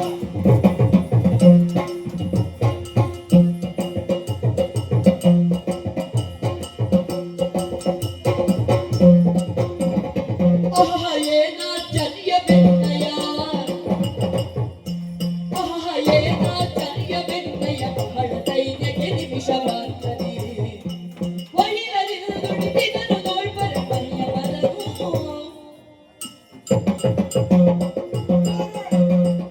ಎಂತ ಪೂರಿ ಭೋಜನ ರೇ. ಪೂರಿ ಭೋಜನ ಬಾಬು, ಎಂತ ಪೂರಿ ಅಲ್ಲ, ಭೋಜನ. ಅದು ಪೂರಿ ಭೋಜನದಲ್ಲೇ ಬರುತ್ತದೆ. ತುಂಬಾ ಬಕ್ಸುಂಟು. ಅದು ಭೂರಿ ಭೋಜನ ಲಕ್ಷಣ ಹೌದು. ಹಾಗೆಲ್ಲ ಹೇಳ್ತಾರೆ. ಹೌದು. ನೀನು ಅದನ್ನು ಅನರ್ಥ ಮಾಡಬೇಡ. ಇದು ರಾಯರೇ ನಿಮಗೆ ಅಪ್ಪ ಇತ್ತ? ನನಗೆ ಅಪ್ಪ ಇಲ್ಲದೆ ನಾವು ಹುಟ್ಟುವುದಕ್ಕೆ ಹೇಗೆ ಸಾಧ್ಯ? ಅಲ್ಲಲ್ಲ ರಾಯರೇ, ಊಟದಲ್ಲಿ ಅದು ಸಣ್ಣದು ಹಾ, ಅಪ್ಪ ಇದ್ದರೆ ಸಿಕ್ಕಿದೆ. ನಿಮಗೆ ಸಿಗ್ಲಿಲ್ವಾ? ಸಿಕ್ಕಿದ್ದು ರಾಯರೇ. ನಾನದು ಒಂದಲ್ಲ ರಾಯರೇ, ಎರಡಲ್ಲ ರಾಯರೇ, ಮೂರಪ್ಪ. ಮೂರಪ್ಪ? ಅದು ಹೇಗೆ ನಿನಗೆ ಮೂರಪ್ಪ ಸಿಕ್ಕಿದ್ದು? ಅದು ಮೊದಲಿಗೆ ಅವರು ಬಳಸಿದ್ರ, ಹಾ, ಅವರು ಬಳಸಿದ ಮೇಲೆ ಅದು ಬಳಸುವಾಗ ಕೈದಾರಿನೊಂದು ಬಿತ್ತು. ಎರಡು ಸಿಕ್ಕಿದ್ದು. ಮತ್ತೆ ದಾಕ್ಷಿಣ್ಯ, ಊಟದಲ್ಲಿ ದಾಕ್ಷಿಣ್ಯ ಮಾಡಬಾರ್ದು ರಾಯರೇ. ಮತ್ತೆ ಇನ್ನೊಮ್ಮೆ ಕೇಳಿಕೊಂಡು ಬಂದ್ರ, ಹಾ. ನಿಮಗೆ ಅಪ್ಪ ಬೇಕಾ ಅಂತ. ನನಗೆ ಅಪ್ಪ ಯಾರಾದ್ರೆ ಏನು ರಾಯರೇ, ಹೇಗಾದ್ರೆ ಏನು ರಾಯರೇ, ನನಗೆ ಒಂದು ಅಪ್ಪ ಆದ್ರೆ ಆಯ್ತಲ್ಲ. ನನಗೆ ಹೊಟ್ಟೆ ಹಸಿವಲ್ಲ ರಾಯರೇ, ಹಾಗೆ ನಾನು ಅಪ್ಪವನ್ನು ಮೂರಪ್ಪ ತಿಂದು ಮುಗಿಸಿದೆ ರಾಯರೇ. ಸರಿ, ಮತ್ತೆ? ಹಾಗಾದ್ರೆ ಊಟದಲ್ಲಿ ನಿನಗೆ ಮರ್ಯಾದೆ ಪ್ರಶ್ನೆ ಅರ್ಥ ಇಲ್ಲ. ಬೇಕಾದನ್ನು ಕೇಳಿ ನೀ ತಿನ್ನುತ್ತಿ. ಹೌದು. ಸರಿ, ಎಲ್ಲರಿಗೆ ಊಟ ಆಯ್ತದ? ಇಂಥ ಊಟ ಉಂಟಲ್ಲ ರಾಯರೇ. ಆದ್ರೆ ನನಗೆ ಸಂದೇಹ ಅದಲ್ಲ. ಇದು ತಲೆಗೆ ಬಂದದ್ದಾದ್ರೆ ಎಂತದ್ದು? ಈಗ ನಿಮ್ಮ ತಲೆ ಹಾಗೆ ಅಲ್ಲ, ನನ್ನದು ಸಹ ತಲೆ. ಈಗ ನಿನ್ನ ತಲೆಗೆ ಏನು ಬಂತು? ಇದು ಅಡಿಗೆಯವರು ಯಾರದ್ದು ಅಂತ ಇಲ್ಲಿ ರಾಯರೇ ಯಾರದು. ನಾನು ನೋಡ್ತಾ ಬಂದದ್ದು ಬರುವಾಗ. ಇಲ್ಲಿ ಯಾರ ಮನೆಗೆ ಸಹ ಬೆಂಕಿ ಬಿಡಲಿಲ್ಲ ರಾಯರೇ. ಮನೆಗೆ ಯಾಕ ಬೆಂಕಿ ಬಿಡುವುದು? ಅಲ್ಲ, ಅಡಿಗೆ ಮಾಡಬೇಕಾದ್ರೆ ಬೆಂಕಿ ಹಾಕಬೇಕಲ್ಲ ರಾಯರೇ. ಯಾರ ಮನೆ ಅಡುಗೆ ಕೋಣೆಯಲ್ಲೂ ಬೆಂಕಿಯನ್ನು ನಾವು ಕಂಡದ್ದಿಲ್ಲ. ಇಲ್ಲ ರಾಯರೇ. ಹಾಗಾದ್ರೆ ಇದು ಅಡಿಗೆ ಯಾರು ಮಾಡಿ, ಅಡಿಗೆಯವರು ಯಾರು, ಅವರದ್ದು ಇದು ವಿಳಾಸ ಇದ್ರೆ ನನಗೆ ಬೇಕಿತ್ತು. ಅದು ಎಂತದ್ದು ಬೇಕಲ್ಲ ಮುದ್ದೆಗೆ ಕಾರ್ಯಕ್ರಮಕ್ಕೆ, ಅದು ಅಡಿಗೆಯವರದ್ದು ವಿಳಾಸವನ್ನು ಕೊಡ್ಲಿಕ್ಕೆ. ಈಗ ನಿಮಗೆ ಅಡಿಗೆಯವರ ವಿಳಾಸ ಕೊಡುವುದು ಪ್ರಶ್ನೆ ಅಲ್ಲ. ನಾ ಯೋಚಿಸಿದ್ದು ಬೇರೆ. ನೀವು ನೋಡಿದಿರಾ ನನಗೆ ಗೊತ್ತಿಲ್ಲ. ಏನು ರಾಯರೇ? ಯಾರ ನಾಲಿಗೆಗೆ ರುಚಿಗೆ ಸರಿಯಾಗಿ ಸರಿಯಾದ ರುಚಿ, ಓರ್ವನಿಗೆ ಸಿಹಿ, ಇನ್ನೋರ್ವನಿಗೆ ಖಾರ, ಇನ್ನೋರ್ವನಿಗೆ ಉಪ್ಪು, ಇನ್ನೋರ್ವನಿಗೆ ಕಹಿ ಎನ್ನುವ ರೀತಿಯಲ್ಲಿ ಯಾರಿಗೆ ಹೇಗೆ ಬೇಕು ಆ ರೀತಿಯಾಗಿ ಭೋಜನವನ್ನು ಕೊಟ್ಟಿದ್ದಾರೆ. ಅಷ್ಟು ಮಾತ್ರವಲ್ಲ, ನಿಮಿಷಾರ್ಧದಲ್ಲಿ ಅದೇ ರಾಯರೇ, ಅದು ಎಲ್ಲಿಂದ ಬಂತು ಅಂತ ಗೊತ್ತಾಗ್ಲಿಲ್ಲ ರಾಯರೇ. ನಾವು ಬಂದಿದ್ದೇವೆ ಎನ್ನುವ ತಿಳುವಳಿಕೆ ಅವರಿಗೆ ಇಲ್ಲಿಕ್ಕೆ ಸಾಧ್ಯವಿಲ್ಲ. ಇಲ್ಲ. ನಾವು ಬಂದಾಗಲೇ ಅವರಿಗೆ ಗೊತ್ತಾದದ್ದು. ಹೌದು. ಹಾಗಾದ್ರೆ ನಾವು ಬಿಂದು ಬರುವ ಹೊತ್ತಿನಲ್ಲಿ ಇಷ್ಟು ಸಾವಿರ ಗಟ್ಟಲೆ ಜನರಿಗೆ ಊಟವನ್ನು ಒಡಿಸಿಕೊಡ್ಬೇಕು ಅಂತ ಆದ್ರೆ ಅದು ಹೇಗೆ ಸಾಧ್ಯ ಎನ್ನುವುದು. ಹತ್ತುವೆ ರಾಯರೇ, ಇಷ್ಟು ಪಕ್ಕ ಹೇಗೆ ಆಗುದಂತ. ಹೌದು. ಈಗ ತರಕಾರಿ ಬರೀಲಿಕ್ಕೆ ಅರ್ಧ ಗಂಟೆ ಬೇಡ ರಾಯರೇ. ಹೌದು. ಮತ್ತೆ ನಾವು ಅಷ್ಟು ಹೋಗಿ ಬರುವಲ್ಲಿ ಇದು ಹೇಗೆ ಅಡ್ಡಾಡಿಗೆ ಅಂತ. ಹಾಗಾದ್ರೆ ಬಹುಶಃ ನಮ್ದು ಇವರಿದ್ದಾರಲ್ಲ ಋಷಿಗಳು, ಹ. ಋಷಿಗಳ ಹೆಂಡತಿ ಮಾಡಿದ ಅಂತ ಕಾಣ್ತದೆ. ಅಲ್ಲ, ಋಷಿಗಳ ಹೆಂಡತಿ ಆಗಲಿಂದ ನೋಡ್ತಾ ಇದ್ದೇನೆ, ಅಲ್ಲೇ ಕುಳಿತಿದ್ದಾರೆ. ಹಾಗಾದ್ರೆ ಋಷಿಗಳ ಅಲ್ಲ, ಋಷಿ ಮಾಡಿದ್ದ. ಋಷಿ ಮಾಡುವುದಕ್ಕೆ ಸಾಧ್ಯ ಉಂಟೇನೋ ಅವ್ರಿಗೆ ಗೊತ್ತಿಲ್ಲ ಅಲ್ಲ. ಈಗ ನಾವು ಚಿಂತಿಸಿ ಫಲವಿಲ್ಲ. ನಾವು ಯಾಕೆ ಚರ್ಚಿಸುವುದು? ಚಿಂತಿಸಿ ಫಲವೇ ನಿನ್ನು. ಅವರಲ್ಲೇ ಕೇಳೋಣ. ಹೌದೌದೌದು, ಒಳ್ಳೆ ವಿಷಯ. ಇವರ್ಯಾ ಮುನಿಪಲಾಲಿಸು ಕ್ಷಣ ಮಾತ್ರಗೊಳೆನ್ನಯ ಇನಿತು ಸೈನ್ಯವನು ನೀನು. ಮುನಿಪಲಾಲಿಸು ಕ್ಷಣ ಮಾತ್ರಗೊಳೆನ್ನಯ ಇನಿತು ಸೈನ್ಯವನು ನೀನು. ವಿನಯದೊಳುಣಿಸಿದ ಹರಿಯದ್ದು ಪ್ರೇಮದೊಳನ ಜಗನು ಸುರೆಂದನು. ಮುನಿಪಾ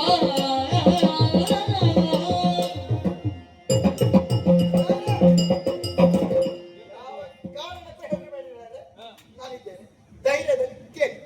ಈಗ ನನಗೆ ಧೈರ್ಯಕ್ಕೆ ನೀನು ಆದ್ರೆ ಸುಮ್ಮನೆ ಕೂತುಕೋ, ಎಲ್ಲವನ್ನು ನಾನು ಮಾತಾಡ್ತೇನೆ. ಹಾಗೆ ಹಾಗೆ ಮುನಿವರ್ಯ, ನೀವು ಹೇಳಿದ ಹಾಗೆ ನರ್ಮದಾ ನದಿಯಲ್ಲಿ ಮಿಂದು ಭೋಜನ ಶಾಲೆಗೆ ಹೋಗಿ ಎಲ್ಲರೂ ಹೊಟ್ಟೆ ತುಂಬ ಭೋಜನವನ್ನ ಮಾಡಿದ್ದೇವೆ.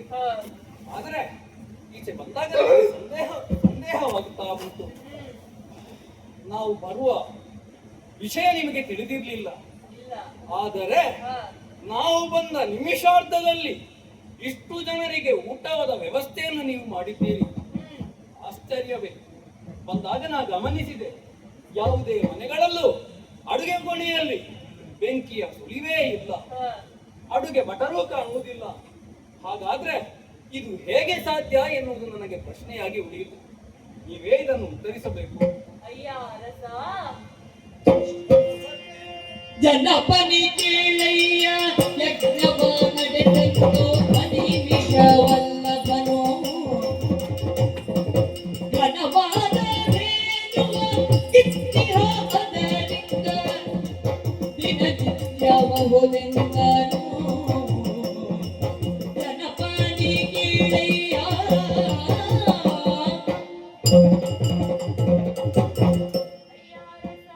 ಮುನಿವರ್ಯ, ನೀನಾಡಿದಂತಹ ಪ್ರಶ್ನೆ ಇಷ್ಟೊಂದು ಭೋಜನ ವ್ಯವಸ್ಥೆ ಮಾಡುವುದಕ್ಕೆ ಹೇಗೆ ಸಾಧ್ಯ ಎನ್ನುವುದಾಗಿ ಅಲ್ಲ ಅಯ್ಯ ನಮಗೆ ಅರಮನೆಯಲ್ಲೇ ಇದು ಸಾಧ್ಯವಿಲ್ಲ. ಆ, ಈ ಕಾಡಿನಲ್ಲಿರುವ ಈ ಆಶ್ರಮದಲ್ಲಿ ಇದು ಸಾಧ್ಯ ಅಂತ ಆದ್ರೆ ನಂಬಲಿಕ್ಕೆ ಸಾಧ್ಯವೇ ಇಲ್ಲ. ಆ, ಏನಂತ ನೀವೇ ಹೇಳ್ಬೇಕು. ಹೇಗೆ ಬಲ್ಲೆಯ ದಿನನಿತ್ಯವೂ ನಾವು ಯಜ್ಞ ಯಾಗಾದಿ ಕೈಂಕರ್ಯಗಳನ್ನು ಮಾಡುತ್ತಾ ಜೀವಿಸುವವರು. ಲೋಕ ಕಲ್ಯಾಣಕ್ಕಾಗಿ. ನಿಜ, ನಿತ್ಯವೂ ನಮ್ಮಲ್ಲಿಗೆ ಜನ ಬರುವುದು ಹೋಗುವುದು ನಡೆಯುತ್ತಲೇ ಇರುತ್ತದೆ. ಸರಿ. ನಾವು ಮಾಡಿದಂತಹ ಯಜ್ಞದಿಂದ ಸಂತುಷ್ಟಗೊಂಡಂತಹ ದೇವತೆಗಳು ಅಲ್ಲಿರುವಂತಹ ಕಾಮಧೇನುವಿನ ಮಗಳಾದಂತಹ ಶಬಲೆಯನ್ನು ನಮಗೆ ದಾನವಾಗಿ ಇಟ್ಟಿದ್ದಾರೆ. ಆ ಧೇನುವಿನಿಂದಲಾಗಿ ಇಷ್ಟೊಂದು ವ್ಯವಸ್ಥೆಯನ್ನು ಮಾಡುವುದಕ್ಕೆ ಸಾಧ್ಯವಾಯಿತು. ಹೌದು, ಹಾ, ರಾಯರೇ, ಹೇಳಿದ್ದೆ ನೀವು. ಎಂತದ್ದು ಹೇಳಿದ ನನಗೆ ಅದು ಅರ್ಥ ಆಗಿಲ್ಲ. ಯಾವುದು ಏನು ಅಂತ ಆ, ಕಾಮಧೇನುವಿನ ಅಂಶ. ಈಗ ಇದು ಕಾಮ ದೇವಲ್ಲ. ಕಾಮಧೇನುವಿನ ಅಂಶವನ್ನು ಇಲ್ಲಿಗೆ ಕೊಟ್ಟಿದ್ದಾರೆ. ಅದರ ಕಾರಣವಾಗಿ ನಮಗೆಲ್ಲರಿಗೂ ಊಟದ ವ್ಯವಸ್ಥೆ ಆಯಿತು. ದನ ಊಟ ಕೊಡ್ತಾರೆ, ದನ ಸಾಗಿಣಿ ಎಲ್ಲ ಕೊಡುತ್ತಾರೆ. ಎಂತದ್ದು ಹೇಳಿದ್ರೆ ಅದು ಹಾಗಲ್ಲ. ನಿಮಗೆ ಕಾಮಧೇನು ಅಂತ ಹೇಳಿದ್ರೆ ಏನು ಅಂತ ಗೊತ್ತಾ? ಏನು ಇದೆ? ನೀನು ಏನನ್ನು ಕಾಮಿಸುತ್ತೀಯ ಅದನ್ನು ಕೊಡುವಂತಹ ಧೇನು ಅದು. ಅದರ ಒಂದು ಅಂಶವಾದ ಅದು ಎಲ್ಲಿಂದ ಕೊಡುತ್ತಾರೆ? ಅದು ಜೀವನದಲ್ಲಿ ಉಂಟಾಗಿದ್ರೆ ಆಗುತ್ತಾ?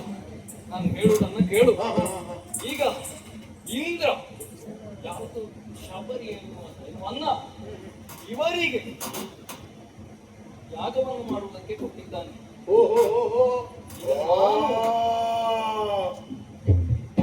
ಹೌದಾ?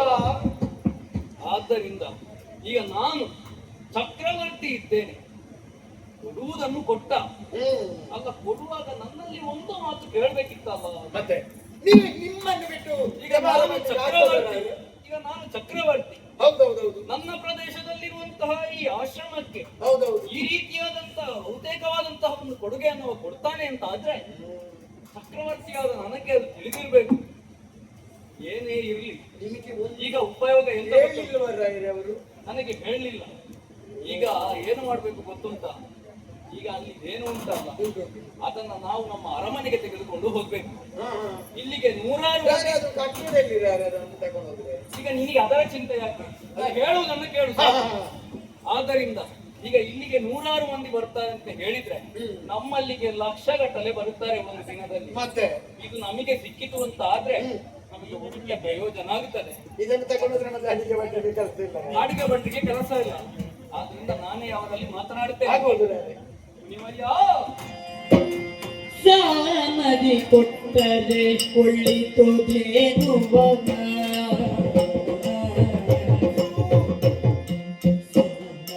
ಕೊಟ್ಟರೆ ಕೊಳ್ಳಿತು ಧೇನುವ ಸಾಮ ತಪ್ಪಿದ ಬಳಿಕ ನಾ ಕಾಯ್ಪುದೇನು ದಡ್ಡವರ ಧರ್ಮವು ಈ ಮೂಟದಿ ಪಶುವ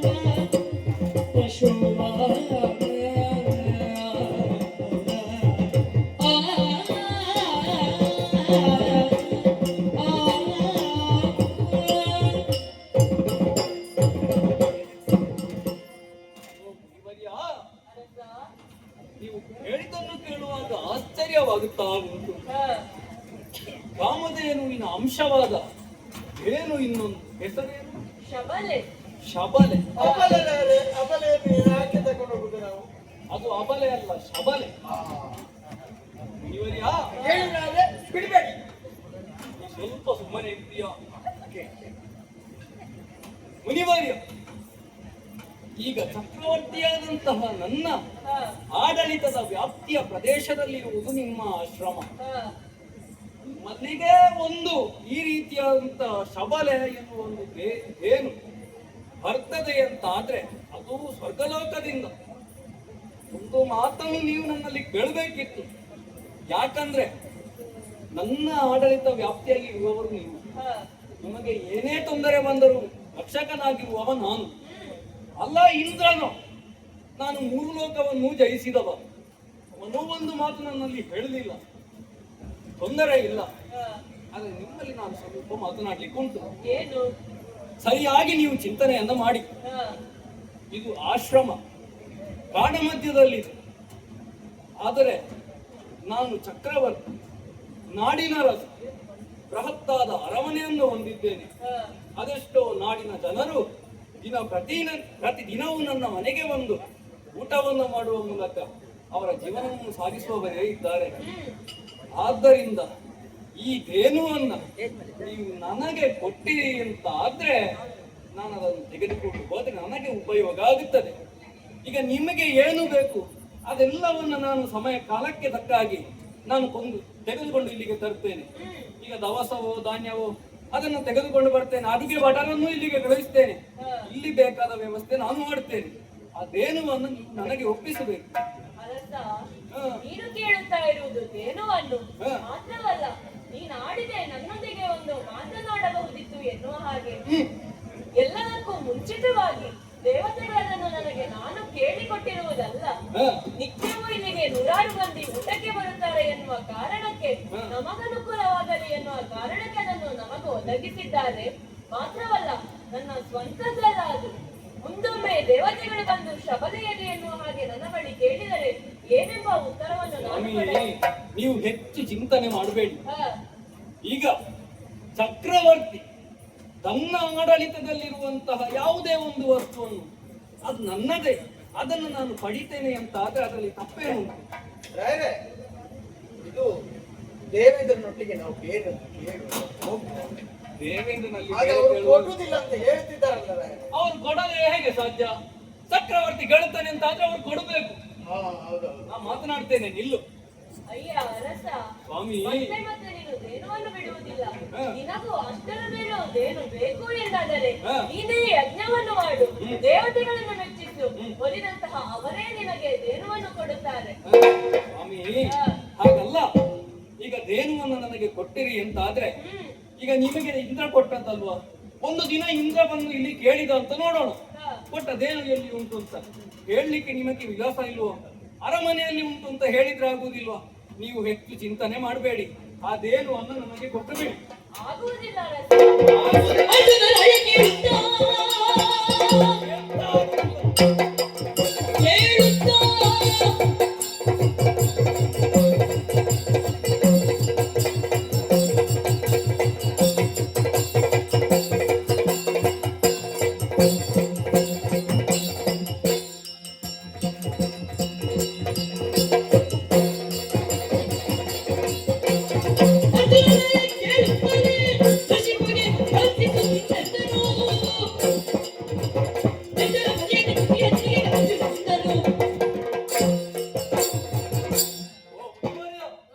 ಸಾಮದಲ್ಲಿ ನಾನು ನಿಮ್ಮಲ್ಲಿ ಕೇಳುತ್ತಾ ಇದ್ದೇನೆ, ಕೊಡುತ್ತಾ ಇಲ್ಲ ಅಂತ ಆದ್ರೆ ಇನ್ನು ನನ್ನ ಪರಾಕ್ರಮವನ್ನು ತೋರಿಸಬೇಕಾಗುತ್ತದೆ.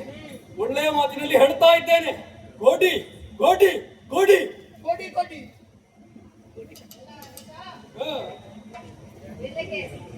ಬೇಲೆಗೆ ಬೇಲಿ ಎಷ್ಟು ಮುಖ್ಯವೋ, ಬೆಲೆ ಚೆನ್ನಾಗಿ ಬರ್ಬೇಕಾದ್ರೆ ಬೇಲಿ ಅಗತ್ಯ ಅಂತ ಹೋದನ್ನು ರಕ್ಷಿಸುವವ ನೀನಾಗಿದ್ದೀಯ. ನನ್ನ ಗಂಡ ಮೊದಲು ಕೋಪದಲ್ಲಿದ್ರು, ಆದ್ರೆ ಈಗ ಕೋಪವನ್ನು ಬಿಟ್ಟಿದ್ದಾರೆ. ಮೊದಲಿನಾಗ ಕೋಪದಲ್ಲಿ ಬಿಟ್ಟರೆ ನಿನ್ನ ಶಾಪ ಕೊಟ್ಟು ಕೊಡುತ್ತಿದ್ರು.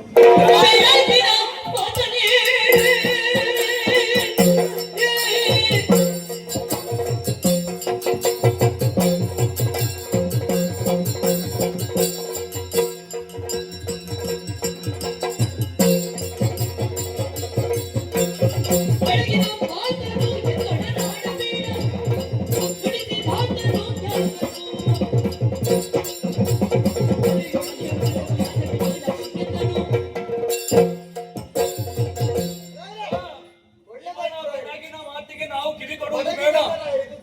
ಅಲ್ಲ ರಾಯರೇ, ಇದು ಒಳ್ಳೇದಾಯ್ತು ರಾಯರೇ. ಈಗ ಇವಾಗ ಮುಖ ಸಿಕ್ಕಿದ ನಿಮಗೆ ಚಾಪೆ ಕೊಡ್ತಾರಂತೆ ಮಲಗಿಗೆ. ಎಂತದ್ದು ಅದು ಚಾಪೆ? ಅದು ಶಾಪ ಕೊಡ್ತಾರೆ ಎನ್ನುವ ಹಾಗೆ. ಈ ಹಿಂದೆ ಅವ ಕೋಪದಲ್ಲಿದ್ದಂತೆ, ಆಗ ಶಾಪ ಕೊಡ್ತಿದ್ದಂತೆ, ಈಗ ಕೋಪ ಬಿಟ್ಟಿದ್ದಾನಂತೆ. ಎಂತದ್ದು ಅದು? ಇವಳು ಯಾರು ಅಂತ ಗೊತ್ತಾಯ್ತಾ ನಿನಗೆ? ಯಾರು? ಇವಳು ಗೊತ್ತಿಲ್ವೋ? ಅವರ ಹೆಂಡತಿ. ಅವರ ಹೆಂಡತಿ ಹೌದು, ಆದ್ರೆ ಇವಳು ಕ್ಷತ್ರಿಯ ವಂಶವನ್ನು ಸೇರಿದವಳು, ಬ್ರಾಹ್ಮಣೆ ಅಲ್ಲ ಅವಳು. ಓ, ಒಂದು ಸಮಯದಲ್ಲಿ ಇವರ ಸ್ವಯಂವರಕ್ಕೆ ನಾನು ಹೋಗಿದ್ದೆ. ಆಗ ಬಟ್ಟೆತ್ತಿ ಅಲ್ವಾ? ಅದು ಬಟ್ಟೆತಿ ಅಲ್ಲ, ಅದು ಕ್ಷತ್ರಿಯತಿ. ಸತ್ಯತ್ರಿ ನಿನ್ನಲ್ಲಿ ಹೇಳಿದ್ರೆ ಅರ್ಥ ಆಗಿತ್ತಿಲ್ಲ ನಿಮ್ಗೆ. ಆಗ ನನ್ನನ್ನು ಕಂಡು 1000 ಕೈಯ ಹುಳ ಹಾಗೆ ನನ್ನನ್ನು ಅಪಹರಿಸಿದ್ದ ಅವಳು. ಯಾರು ನೀವ? ಅವಳು ನನ್ನನ್ನು ಪರಿಹರಿಸಿದ್ದ. ಬಿಡ್ಬಾರ್ದು. ಅವಳ ಮಾತಿಗೆ ನಾವು ಬೆಲೆ ಕೊಡುವುದಿಲ್ಲ, ಇಲ್ಲ ಇಲ್ಲ ಇಲ್ಲ. ಅವ ಎದುರಿಸ್ತಾ ಇಲ್ಲ. ನೀವು ಯೋಚನೆ ಮಾಡಬೇಡಿ, ಆ ದೇನುವನ್ನ ಕಟ್ಟಿಕೊಂಡು ಹೋಗು. ಏನ ಮಾಡಲಿ ನಾನು ಯಜ್ಞವು ಬಿಡುವುದಕ್ಕಿಂತಲಿದೆ ಭುವನವನಿಗನು ಏನ ಮಾಡಲಿ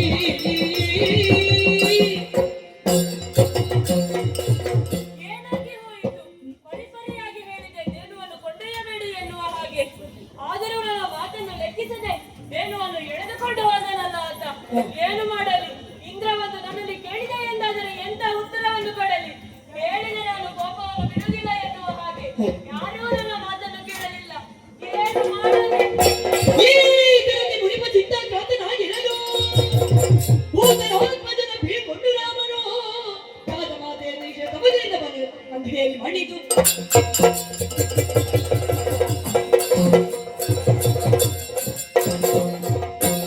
ಕಾದರೆ ಸುಮ್ಮನೆ ಯಾತಕ್ಕೆ ಚಿಂತಿವೆ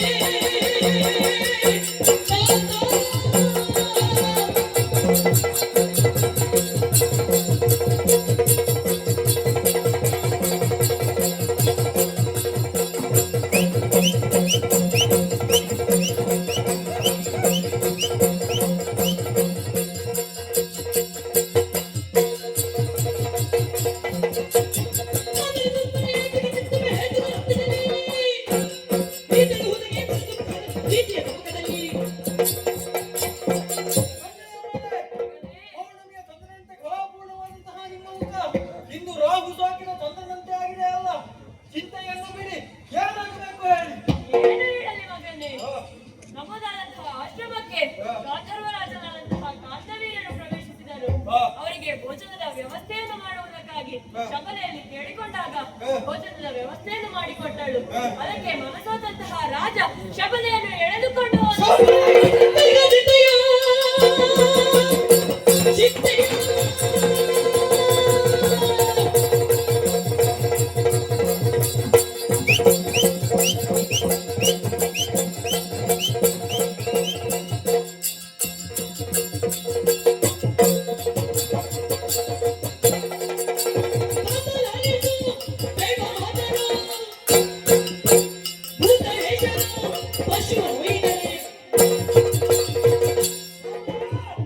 ಭೂತವೇಷ ನಮ್ಮದಾದಂತಹ ಶಬಲೆಯನ್ನೆಳೆದಿದ್ದಾನೆ. ಹಠ ಮಾಡುವುದಿಲ್ಲ, ಶಬಲೆಯನ್ನು ಕರೆದುಕೊಂಡಾಗಿ ಮುಂದೆ ಹೋಗ್ತಾನೆ. ಮಗನೇ, ಆತರ ಪಡಬೇಡ. ಹಾ. ಯುದ್ಧಕ್ಕೆ ಹೋಗುವಾಗ ಹ್ಮ್. ಆತರ ಪಡಬೇಡ. ಹಾ. ಹಾಗೆ ಸಾಮದಿಂದ ಅವರಿಗೆ ಹೇಳು. ಹಾ. ಅದನ್ನು ಕೇಳದಿದ್ದರೆ ಹಾ. ಒಳ್ಳೆಯ ಮಾತಿನಿಂದ ಹೇಳು. ಅದನ್ನು ಕೇಳದಿದ್ರೆ ಅದನ್ನು ಕೇಳದಿದ್ದರೆ ಹಾ. ನಿನ್ನ ದಂಡ ಪ್ರಯೋಗವನ್ನು ಮಾಡು. ಹಾ, ಆಯ್ತು. ನಿಮ್ಮಿರುವವರ ಆಶೀರ್ವಾದದ ಮೇಲೆ ಹೇಳಿ, ನಕ್ಷತ್ರಕ್ಕೆ ಹೋಗಿ.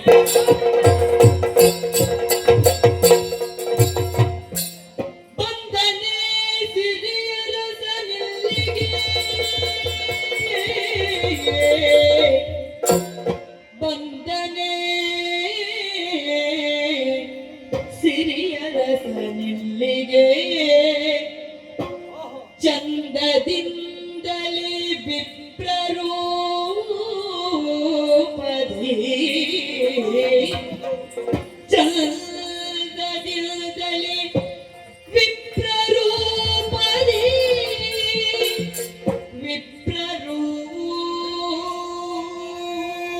ವಿಪ್ರರೂಪದಿ ಹಿಂದೆ ಚಕ್ರದ ಗರ್ವ ಹರಿದಿದೆನೆಂಬ ಮಾತಿನಲ್ಲಿ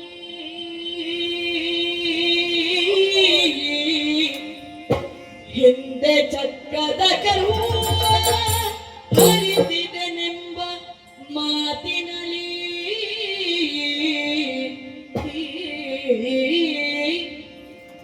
ಬಂದನೆ ಸಿರಿಯರ ಸನಿಲ್ಲಿಗೆ ಬಂದನೆ ಚಂದದಿಂದಲೇ ವಿಪ್ರರೂ ಪದಿ ಬಂದನೆ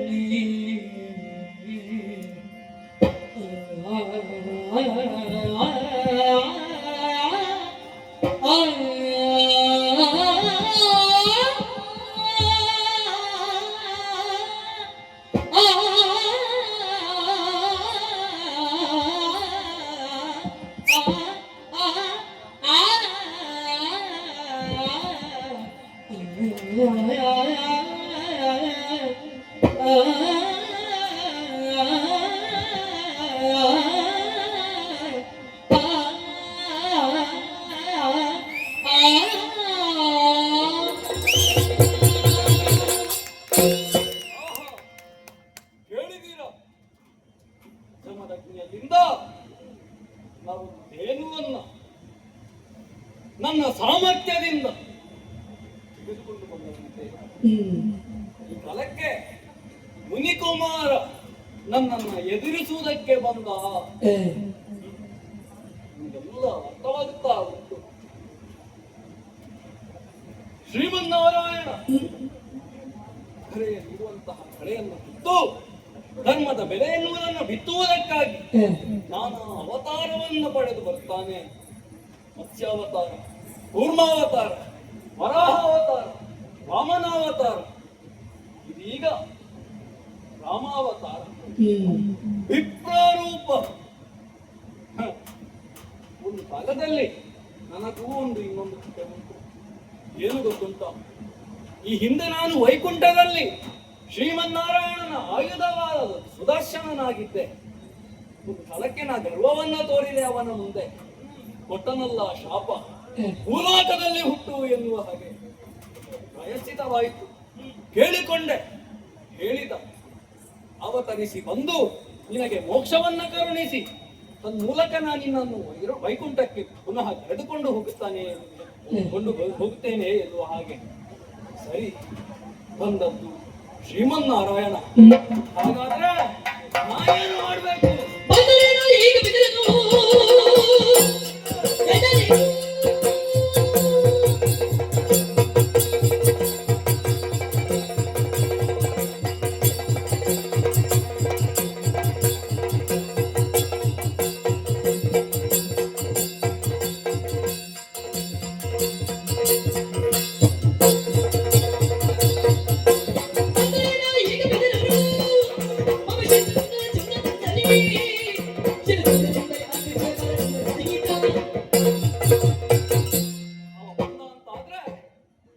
ವೀರನಾಗಿ ಹುಟ್ಟಿದವ, ವೀರನಾಗಿ ಬೆಳೆದವ, ವೀರ ವರ್ಣವನ್ನು ಪಡೆಯಬೇಕು.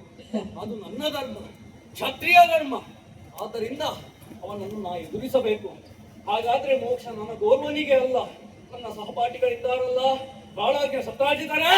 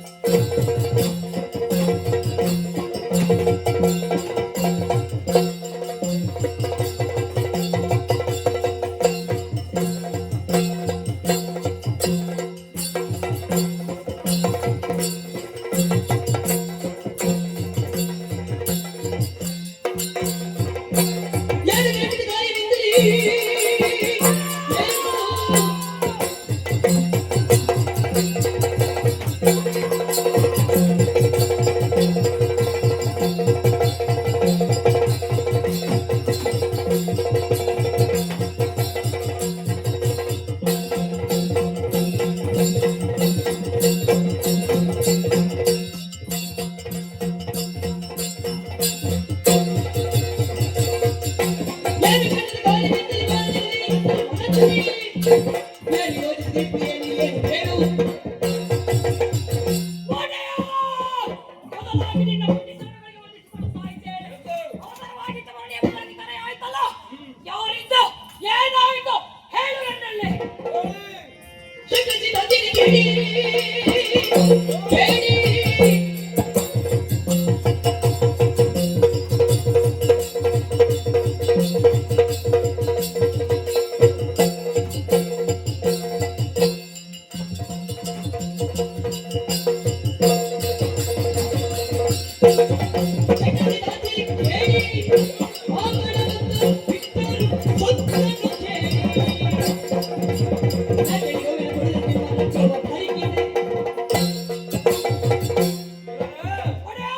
ವಿಷಯ ತಿಳಿಯುತ್ತಾ? ಒಂದು ಕಾಲದಲ್ಲಿ ನಾವು ಒಂದು ಜೇನವನ್ನ ಪಾಲಿಸಿಕೊಂಡು ಬಂದಿದ್ದೇವೆ. ಹೇಳುವುದಕ್ಕೆ ಓರ್ವ ಮುನಿಕುಮಾರ ಬಂದಿದ್ದಾನಂತೆ. ಆದ್ದರಿಂದ ಅವನನ್ನ ಏನು ಮಾಡಬೇಕು?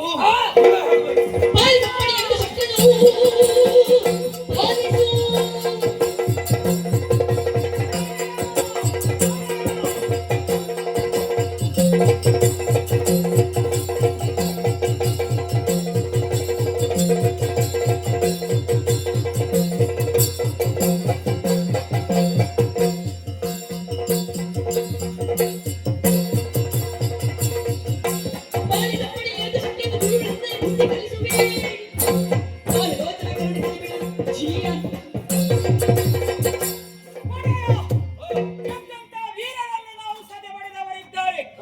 ಈಗ ಬಂದವನು ಬಡ ಬ್ರಾಹ್ಮಣ. ಅವನಿಗಾಗಿ ಅಂಜುವುದೇ? ನಿನ್ನ ಬೆವರು ಬಿದ್ದಲ್ಲಿ ನಮ್ಮ ರಕ್ತವನ್ನು ಹರಿಸೇವು.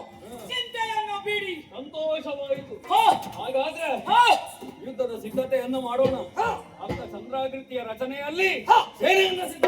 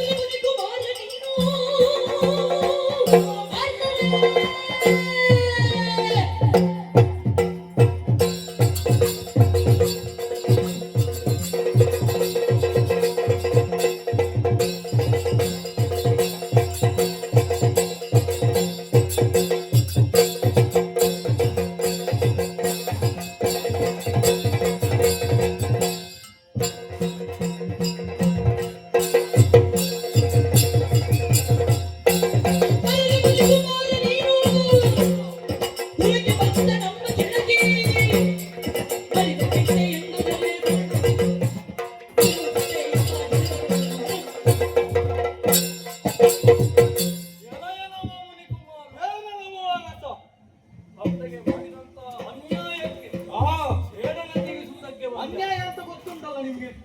ಅಲ್ಲ, ಹಾ. ಗೊತ್ತಿದ್ದೇ ಮಾಡಿದ್ದು. ಹಾ. ಅಲ್ಲ, ನಿನ್ನ ಅಪ್ಪನಲ್ಲಿ ನಾನು ನ್ಯಾಯ ಮಾತಾಡಿದ್ದೇನೆ, ಹಾ. ಆದ್ರೆ ಅವರು ಕೇಳಲಿಲ್ಲ. ಹಾ. ಎಂತ ಮಾಡುವುದು, ಹಾ. ನನಗೆಲ್ಲೂ ಅನಿವಾರ್ಯ. ಹಾ. ನಾನು ತೆಗೆದುಕೊಂಡು ಬಂದೆ. ಹಾ. ಈಗ ಕೇಳುವುದಕ್ಕೆ ನೀನು ಬಂದಿ. ನಮ್ಮವರನ್ನೆಲ್ಲ ಹಾ. ಎದುರಿಸುತ್ತ ತಲೆ ಬಡಿಯುತ್ತ ಹಾ. ಮುಂದೆ ಮುಂದೆ ಬಂದಿದ್ದೆ. ಹಾ.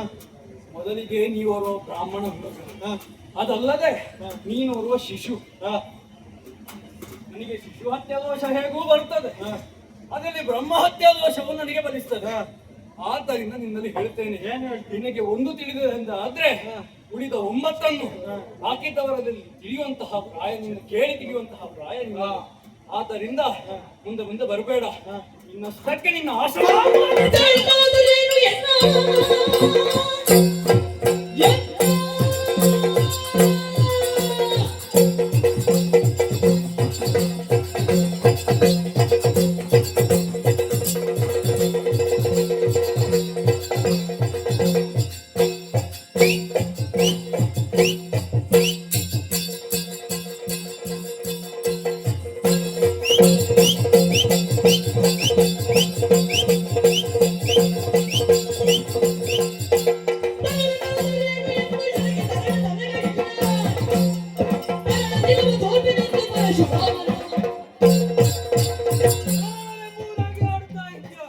ಮರಣನಾಗಿರಬಹುದು, ಆದರೆ ನಾ ಕಲಿದಂತಹ ವಿದ್ಯೆಗೆ, ನನ್ನಲ್ಲಿರುವಂತಹ ಆಯುಧಕ್ಕೆ ಯಾವತ್ತೂ ಬಾಲ್ಯವನ್ನು ಎಂಬುವುದಿಲ್ಲ.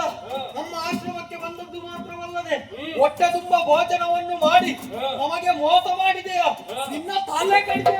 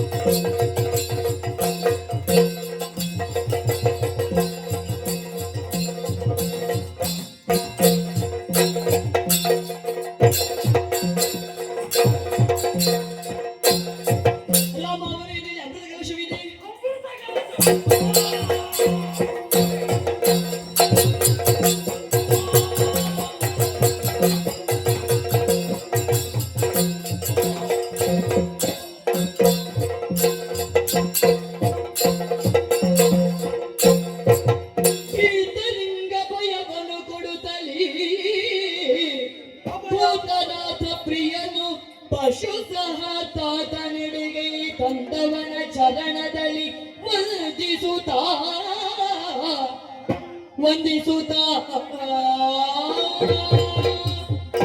ಕಾರ್ತವೀರ್ಯನೊಂದಿಗೆ ಕಾದಾಕಾಡಿ ಒಯ್ದಾಡಿದಂತಹ ನಾನು ಅವ ಕಸಿದುಕೊಂಡು ಹೋದಂತಹ ಶಬಲೆಯನ್ನು ಮತ್ತರಿಂದ ತಾತನಿಗೆ ಇಳಿಸಿದ್ದೇನೆ, ಆಶೀರ್ವಾದವನ್ನು ಪಡೆದುಕೊಂಡಿದ್ದೇನೆ. ಹಾಗಾದರೆ ಈ ಕಾರ್ತವೀರ್ಯ ಯಾರು? ಬೇರಾರು ಅಲ್ಲ, ಒಂದೊಂದು ದಿನ ವೈಕುಂಠದಲ್ಲಿ ಸುದರ್ಶನನು ಕ್ರೋಧಭರಿತನಾಗಿ ಅಹಂಕಾರದಿಂದ ವರ್ತಿಸಿದ ಕಾರಣದಿಂದಲಾಗಿ ತನ್ನಿಂದಲೇ ಶಪಿಸಿದಂತಹ ಅವನು ಭೂಲೋಕದಲ್ಲಿ ಮಾನವನಾಗಿ ಜನಿಸಿದಂತಹ ಸಂದರ್ಭದಲ್ಲಿ ತನ್ನ ಅಣಲನ್ನು ತೋಡಿಕೊಂಡ ಆ ಸಂದರ್ಭದಲ್ಲಿ ನಾನವನಿಗೆ ಭಾಷೆಯನ್ನಿಟ್ಟಿದ್ದೆ. ನಾನೇ ಮಾನವನಾಗಿ ಮಿತ್ರ ರೂಪದಿಂದ ಕೂಡಿ ನರಗಿಳಿದು ಬಂದು ನಿನ್ನನ್ನು ವಧಿಸ್ತೇನೆ ಎಂಬುದಾಗಿ ಅಲ್ಲಿಗೆ ಸುದರ್ಶನನ ಶಾಪ ವಿಮುಖವಾಗಿದೆ ಎನ್ನುವಲ್ಲಿಗೆ ಸುದರ್ಶನೋಪಖ್ಯಾನ ಎಂಬಂತಹ ಕಥಾಪ್ರಸಂಗವನ್ನು ಆಡಿಸಿದ ಕೇಳಿದ ನೋಡಿದ ಎಲ್ಲರಿಗೂ ನಾವು ನಂಬಿಕೊಂಡು ಬರುವಂತಹ ಗಣಪತಿ ದೇವರು ಎಲ್ಲರನ್ನು ಆಯುಷ್ಯ ಆರೋಗ್ಯ ಸುಖ ಸಂಪತ್ತು ಕೊಟ್ಟು ಕಾಪಾಡಲಿ ಎಂಬುದಾಗಿ ಹೇಳುತ್ತಾ ಈ ಕಥೆಯ ಮಂಗಳವನ್ನು ಹಾಡುತ್ತೇವೆ.